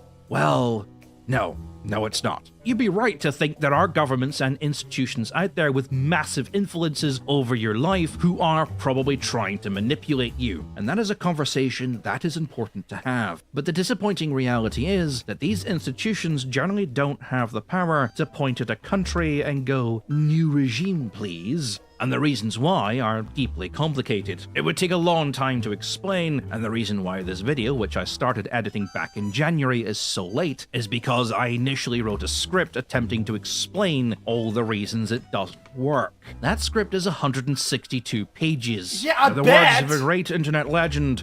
Ain't nobody got time for that. So, to be brief, like nobody I got promised time for that would be, but que sera, sera. Things like cultural manipulation, Jesus. interestingly, follow the same rules as hypnosis. Now, it's gonna seem a bit crazy, but let me explain. Hypnosis doesn't work if you know you are being hypnotized. Or to be more precise, you cannot be hypnotized against your will. And even if you are being willfully hypnotized, you cannot be made to do something that you don't want to do. You have to want to do it to be made to do it. Cultural manipulation works the same. If you know you are being manipulated, it doesn't work. It only works if you want it to. If you want the things it is saying to be real, then you're more likely to believe it. You're less likely to be skeptical, and you're less likely to do research. This is why manipulative propaganda always tells you what you want to hear. Again, God. Washington said we needed to follow Christ, or we're never going to succeed as a No, he nation. didn't! The founders were overwhelmingly of the Christian faith, following Jesus Christ, a carpenter. That God created this nation, that He wrote the Constitution, that it's based on biblical principles. Jesus loves you. Why doesn't the government vote yes?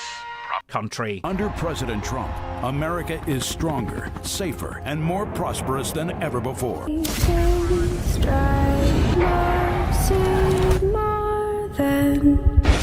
You imagine putting your life on the line in Afghanistan and having just a leisure time and wanting to watch a football game and seeing your players, your American players, disrespect the country and the flag on foreign soil? Can you? Get the f*** out of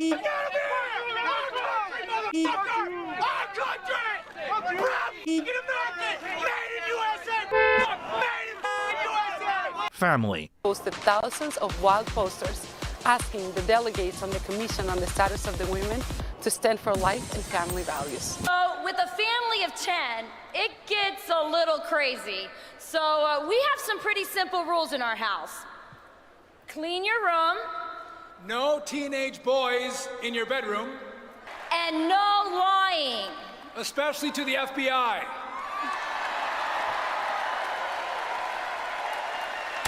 That is a load of bullshit! If you think your children aren't... Oh my god. Oh my god. I will never understand it. When will these fucking parents understand? My parents understood quite clearly that control was an illusion. To quote the great Oogway, control, the illusion of control. Take this peach tree.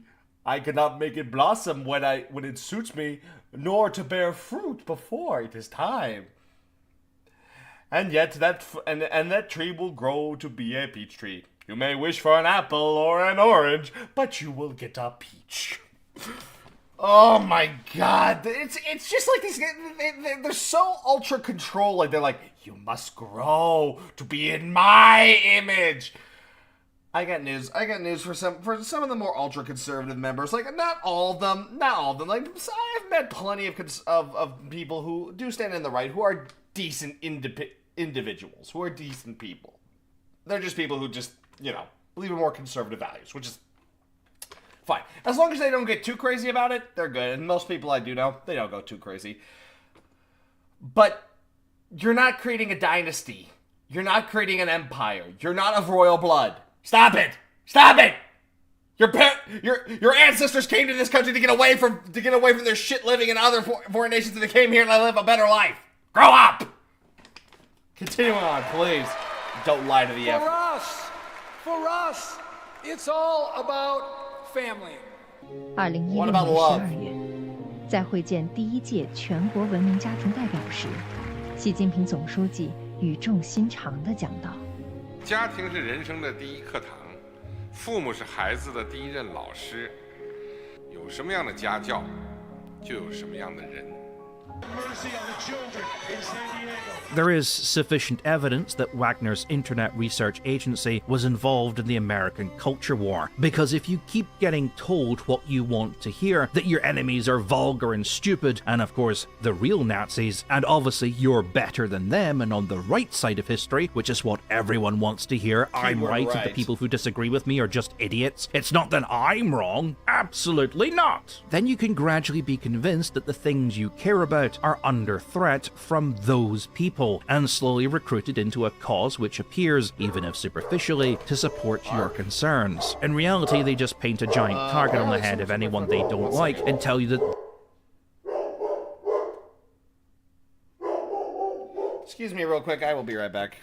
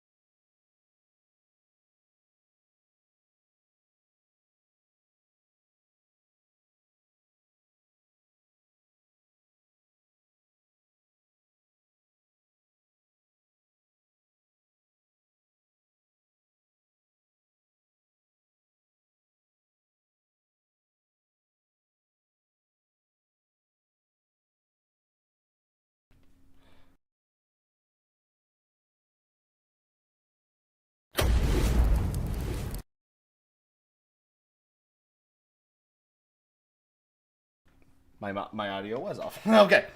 Oh, okay, well, we're back. Sorry about that, everyone. I hope everyone just chilled out. Anyway, here we go. Let's continue back on.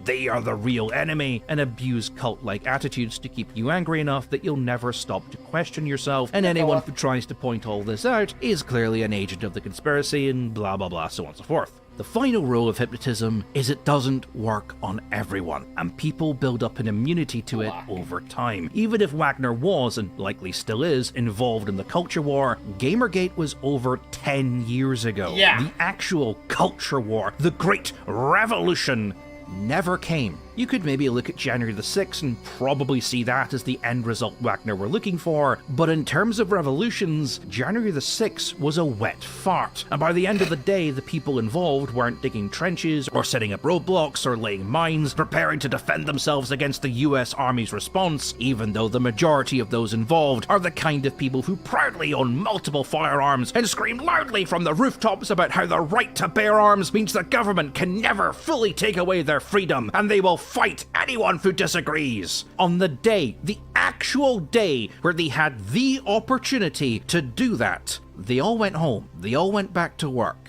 and by now, most of them don't even remember it. Everyone might want the Great Civil War in America because they feel overwhelmed by all the crap they see in the news and feel the simplest solution is to simply wipe the slate clean and start again, but outside of a few pockets of extremists, no one really feels the need to be part of it. They just want it to happen. In the background, done by, other, more prepared people who know what they're doing when it comes to that sort of thing. They more envision themselves being part of the world that will be rebuilt once it's over, not the people who will be living out in the wilderness for 5 years, digging trenches and getting shot at and hunted by drones, trying to make it happen. Now, none of this means that any of the stuff the Internet Research Agency and various other similar establishments within Russia and China and Iran don't work. They do, and it's admittedly kind of scary to see how far their influence influence reaches within Western society and how few people seem to be willing to take it seriously, but their end goal of manipulating people into overthrowing their governments is not a feasible task. And it's very likely that what they started to realize is something like that, even if it were possible, would take generations to achieve, far beyond the expected remaining lifetime of all those aging reptiles. You know what's easier? Finding some idiot who desires wealth and power and supplying them with enough money and drugs until they are in power, and threatening to take it all away unless he dances to the tune they play. But what do I know? I'm just a silly British person. But if you want more evidence of why color revolution theory is impossible, then this is exactly what Putin has been trying to do in Ukraine for the past 30 years. Controls of social media, controls of mass media, use of cultural displays, influence in elections, the use of immigration to targeted sectors to dilute the culture there with Russian, programs aimed at economic stability, programs aimed at encouraging corruption within the ranks of the government, a series of bribes and threats against those in power, and even a government-funded militia organization, and finally, a full-blown invasion have all been Putin's attempts to replicate what he thinks the CIA have been doing to trigger the world's color revolutions, and for 30 years, it has utterly failed to work. The playbook has remained largely unchanged in all that time. Ukraine is full of Nazis. The government wants to eradicate the Russian population within Ukraine's borders, ban the Orthodox Church, and ban the Russian language, which in 30 years it still hasn't gotten around to doing. And which is kind of ironic because the Orthodox Church of Ukraine actually broke away from Russia's church, which is run by a sociopath. Yeah. It's not that they're getting rid of the Orthodox faith, they're getting rid of the Russian Orthodox faith. Which is also a breakaway from the Eastern Orthodox because they thought the Eastern Orthodox was not radical enough. In the fucking medieval era. Yeah. Not radical enough. In the Middle Ages. Makes you wonder.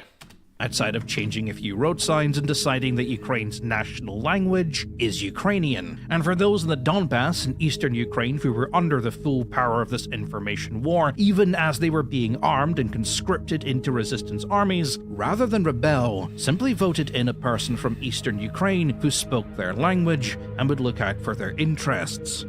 They voted in Zelensky. Putin has attempted time and time again to trigger a civil war within the borders of Ukraine in the hopes that when he invaded, it could be done under the guise of bringing stability to the region, making him the good guy. He honestly believed that Ukrainians would see Russia as liberators, that they would approach Russian tanks with bread and salt, the traditional gifts. Instead, they had stones thrown at them, were spat at, and told to go home. And Putin is left confused. Because Putin lives in the magical, whimsical land of the Kremlin's bubble. His orders were being translated to the Duma through his advisors, but through the same people, reality was being translated back to Putin. His advisors were cherry-picking the best examples of what was going on to create the narrative that Putin's plans were working, and he believed them. This got to the point where mere months prior to the invasion, the Kremlin was ordered to produce a report that claimed that Ukrainians were largely pro-Russian and would not resist an invasion, simply as part of a political exercise. But that report was handed to Putin to save his advisors' asses from having to explain why his grand plan wasn't working, and Putin believed it. He invaded not because he wanted more warm water ports or natural resources. He invaded because he genuinely believed he was on the verge of triggering a color revolution within Ukraine. And yet, regardless of how hard he tries, Ukraine resists him. He's now in his third year of his 3-day special military operation, and Ukraine is still resisting him, and Ukraine is overwhelmingly in favor of continuing this resistance. In fact, they are angry at NATO for not supplying them with enough ammunition fast enough so that they can resist even harder. Even if Russia wants to win this war, Ukraine will continue to resist him. A Russian-backed puppet government would likely be overthrown immediately, and a fully annexed Ukraine would likely lead to generations of armed resistance, terrorist attacks, and instability. But Putin will not back down, because in Putin's mind, Putin cannot be wrong. And if color revolution theory doesn't, in fact, work, then all the efforts he has made into recreating it will have been for nothing. Because you can bet your ass Ukraine is not the only country they have been trying this on. You'd be amazed just how much money certain groups in America, especially those who favour isolationist policies, receive that can be traced back to Russia, with most of it coming via crypto. I've seen it myself in the 2014 Scottish independence referendum. Russia-backed money found its way into the pro-independence movement. Russia bots were highly active on pro-independence discussion boards and Twitter, especially Facebook, and Russia Today was the only alternative media present at major events. The former leader of the pro-independence movement, Alex Salmond, even got his own show on Russia Today. Sputnik even attempted to set up offices in Scotland's capital of Edinburgh during the event. The attempt here was to push the narrative that an independent Scotland should not join NATO, as well as spark outrage among the Scottish population over a nuclear submarine base in Fastlane, and that an independent Scotland should seek to remove this base, Britain's only naval base capable of hosting nuclear submarines. I wonder if there are some clues as to Russia's end goal here, because the same might have been happening in the Brexit campaign. 8.4 million, the biggest ever single donation to a political cause in British history, came from a man who had close ties to the Russian government, Aaron Banks, shortly after meeting with the Russian ambassador to Britain and a Russian spy who was a member of the GRU, a Russian military intelligence agency. Also present at the meeting was Andy Wigmore, member of the UK Independence Party. Yes, that party. It is alleged that he promised the Russian ambassador he could get him close to Nigel Farage, the Brexit campaign's loudest member and proud campaigner of British isolationism, who was supposedly given over $500,000 to appear on Russia Today, where he was knighted by a schoolchild. The investigation into these incidents and to Russian interference in the Brexit campaign as a whole were scrapped by then Prime Minister Theresa May over fears that it would trigger a second Brexit referendum. Whether MI5 continued the investigation regardless has never been made public. Perhaps now you see the narrative in hindsight, but the British public back in 2014 and 2016 certainly did not. And even if they did, no one cared, because whatever Russia was doing, it helped them out. It fit their narrative, and Russia could always be dealt with later. Right? I mean, it wasn't that severe. The whole thing sounds like a conspiracy theory anyway, and no one's going to believe it. Besides, Putin is our friend. It's not like he's actually going to invade Europe. It is rumored that contracts for gold and diamond mining in Russia were waved around to many British politicians, including one Boris Johnson, who dined with Evgeny Lebedev, son of Russian oligarch Alexander Lebedev, former KGB agent and one of Putin's closest friends, or at least at the time, just before deciding to back the Brexit campaign. Of course, none of these contracts ever materialized, if they were even real to begin with. Either way, Evgeny Lebedev in 2020 became a life member of the British House of Lords, meaning he has voting rights on whatever British laws come into power. He was nominated by Boris Johnson. Carlson public government security concerns over this were voted in by Parliament, but these documents have still yet to be declassified. Was Putin doing the same to America? Possibly. YouTube commentators were trying to convince everyone for years that there was no Russian interference in the US elections. But there was.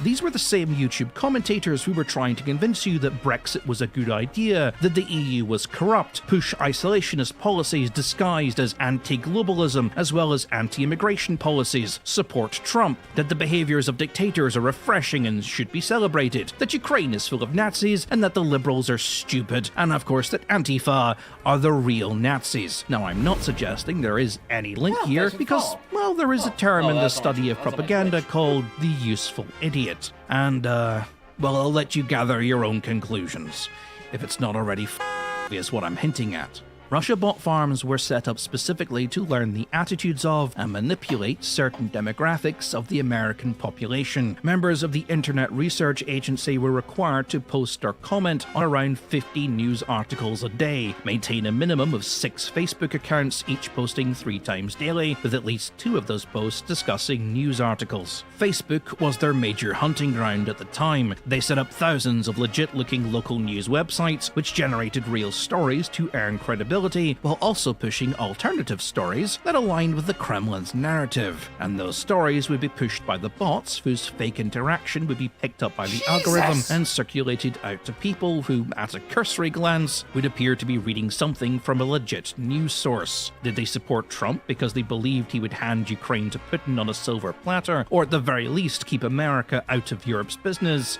The actions of certain, coincidentally pro-Trump Republicans in America, as they do everything to delay further aid to Ukraine, seems to support this theory. But of course, I'm not suggesting anything. I'm just a silly British boy. God damn it, pig. Was Putin's long-term goal to create a cultural revolution in Britain and America which supported pro-isolationist policies, leaving the two strongest armies in NATO basically inert? If America and Britain didn't care what was happening in Europe, and Germany was too pacifist and too eager for that cheap oil and gas deal, and France continued to never do anything unless it had to, then who was going to stop Putin basically doing what he wanted? And if there was a series of pro-Russian revolutions across Eastern Europe, then who was to blame him for bringing stability to the region? After all, everyone in the West was so ready to believe that the EU was corrupt and that Eastern Europe was doing so poorly under it, and they all wanted out of it so badly that naturally they'd want to go back to the glory days of the Soviet Union. It was a master plan, a brilliant plan. The problem was, it was complete bollocks. Absolutely the EU didn't collapse, Britain somewhat regrets Brexit, Germany is rearming, and even under Trump, America still wholly doesn't support isolationism, especially when there's an ass it can kick. And even if there was a growing pro-Russian sentiment across Eastern Europe, there isn't. See, that I just have to say this. I know we're so close to the end, but I just have to say that. The biggest thing that the right's gonna say is, like, we need to stay in and not do anything. What, you mean we can't go out and kick ass? Well, you can kick ass, you just gotta kick your own asses. That ain't gonna work! That ain't gonna fly! That's us. No. Putin is not as intelligent as he thinks he is. I have to take back what I said earlier. He's an idiot. And he's surrounded by an increasing number of idiots who have been pavloved into referring to his declining mental state as genius. Because in the walls of the Kremlin, you must swear fealty to the king. You've been gaslit into thinking Putin is brilliant, or maybe even was brilliant back in his day, politically speaking, but it was the people who surrounded Putin, the Yeltsin old guard, his political machinists, his oligarchs, his former KGB members and bankers that masterminded his rise to power and kept him there. He was chosen because he was considered to be young, liberal. It was thought he would be a steady hand on the economy and guide Russia through a new period of uncertainty, as well as subtly cancel all those nasty investigations into Yeltsin's accounts. Whereas in reality, his KGB agents masterminded cases against anyone who could politically threaten him for power. Most notably, one Sergei Pugachev, coincidentally the richest man in Russia and holder of many of the Kremlin's inner secrets and knowledge of how Putin came to power, as well as owner of a number of military shipyards which were later sold off to Putin's closest friends at a fraction of their value.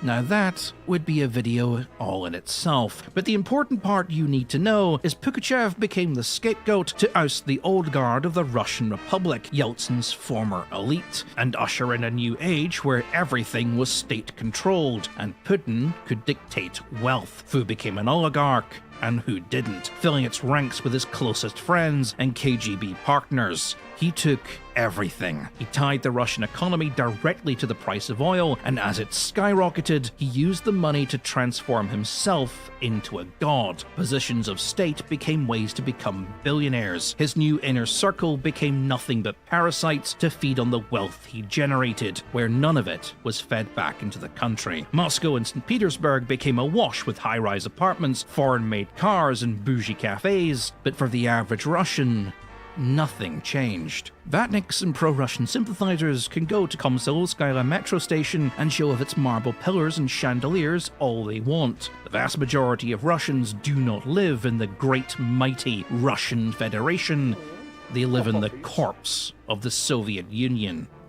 But Putin's problem is he's running out of friends. For years, he used capitalism as a method of waging war against the West. London became his biggest target, as I mentioned in the Challenger 2 video. Yes. In fact, the problem became so widespread that locals still refer to London as Londongrad. And while it's all well and good to corrupt Britain with huge amounts of cash, Britain is not exactly a stranger to huge amounts of cash, and the people who flaunt huge amounts of cash. The upper tiers of almost the entirety of the British political structure are awash with old money, people who can trace their lineage back to medieval knights and lords, and who consider 80 grand a year a peasant's wage. No joke, this is a country where in 2009, a Member of Parliament Douglas Hogg, 3rd Viscount Helsham, Baron Helsham of Countythrope, Douglas Martin Hall, was ousted for a £2,000 expenses claim to clean the moat of his estate. The moat! And this is hardly an isolated example. This is a country where foreigners trying to take advantage of the British by throwing around huge amounts of wealth and expecting the aristocracy to dance for them is so commonplace in British history, it has become ingrained into their very culture. And the Russians are not the richest nor the most powerful group to attempt this. For all the attention the Russians receive manipulating the British system to their needs, you'd have to be incredibly naive to think the Brits were not doing exactly the same back to the Russians. And Putin's problem was the Brits were better at it than he is. Secret tapes of various oligarch meetings in London were recorded by the FSB and later seized by SO15, Britain's counter-terrorism unit. They revealed that, though the Kremlin's influence in London was everywhere, the culture of backstabbing and paranoia the oligarchs were used to was absent. Here in London, they no longer needed to lie. They no longer needed to watch their backs. They didn't need to be suspicious of every single person who said hello. They could make friends. They could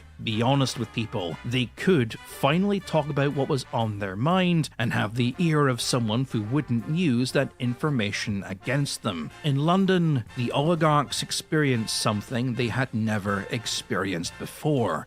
They were happy. The problem for Putin was that his oligarchs were becoming anglicized. London wasn't their second home, it was their home. And this sort of loosened his control over them. Though most of them have remained silent, 15,000 of Russia's millionaires, billionaires, and oligarchs have requested either migration or political asylum within the UK's borders. Those that have spoken out, such as Oleg Tinkov, have been widely pro-Ukrainian and warned that no negotiation which concedes Ukrainian land to Russia should be tolerated. What's worse is, as this war has dragged on, Putin's paranoia has increased. 52 of Russia's oligarchs have died under mysterious circumstances, some apparently having committed suicide, others mysteriously falling out of windows. A large number of Putin's advisors who kept the Kremlin bubble intact have either been arrested, been sacked, or been found dead. And now the bubble is starting to collapse. Putin is starting to see glimpses of reality for perhaps the first time in his life, and this sudden realization that everything isn't going according to his plan has left him floundering. He's exposed, and the only thing he can do is just keep scapegoating and killing off the people around him in the hopes that everyone else stays in line and no one else thinks that maybe, just maybe, it's all his fault. Because even if he was a hyper-intelligent manipulator and political chess player that the media has always portrayed him as, the skills required to do that do not transfer to the implementation and management of a global conspiracy. Because that's all color revolution theory is. It's a conspiracy theory. And like all conspiracy theories, it promotes the idea that a series of completely unrelated and often random elements are under the direct control of a shadow organization that no one's ever seen. Because it makes it easier to contextualize and think about. The idea that no one is in control of all this, that there is no intelligence behind it all, no thing with a thought process or a moral structure dishing out punishments based on some grand master plan, that things just happen and there is no grand plan behind it all, there is no conspiracy, is to many people truly frightening.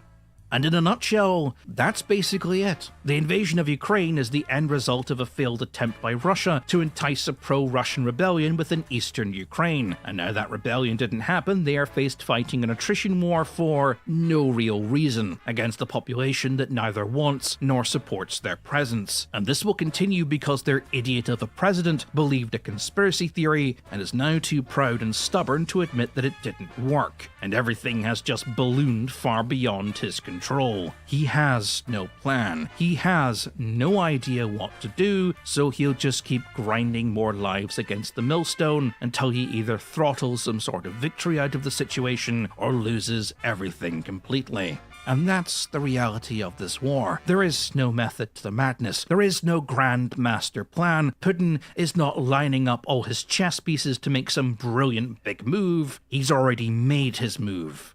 And this is the result. Anyway, if you liked it... What the bloody hell are you doing in my sitting room? Ah! It's not because of Brexit, it's not because of Brexit, this is not our fault. There were queues at petrol stations and nothing on the shelves. Fruit just left to rot and the trucks won't drive themselves. We'll call in the army or if not a band of elves. But you can't blame Brexit, and our polls reflect it. Not our fault, not our fault. Yeah, right. Oh my god. Oh my god. Man, this one was a long one. And I did a lot of talking. Anyway. Oh boy. Yeah, conspiracy theories are a load of malarkey. It just goes to show you. The world, there is no secret shadow puppet organization, blah, blah, blah, blah, blah. Life is life. It's full of surprises, and it's not fair to anyone. Not me, not you, not Trump, not Putin, not Biden, not nobody. Life is life. C'est la vie. The French got that one right out. God damn the French. Well, another interesting video about Pig. Again, please, please, please, please, if you disagree with a lot of the stuff that I said or that Pig said, feel free to talk about it in the comments, but please be civil. And if anyone feels the need to defend me and talk and discuss things with the people that disagree with me, again, please be civil. Please be nice. We're all on this big green and blue ball floating in the cosmos. We all have to live with each other, at least for now, until we find a way to get off this rock, because believe me, I will be the first one off, along with my friends, to get the fuck off this planet. Believe me on that. So please be civil. I really, really want to be civil. I don't want no flame wars, please. But yeah, this was still another excellent video by Pig. Hopefully we get back to some history soon, because all this talk of modern shit is kind of giving me a headache. Anyway, thank you all for watching. This was a great video, and as always, you know who I am, I know who you are, and I will see you all in the next video.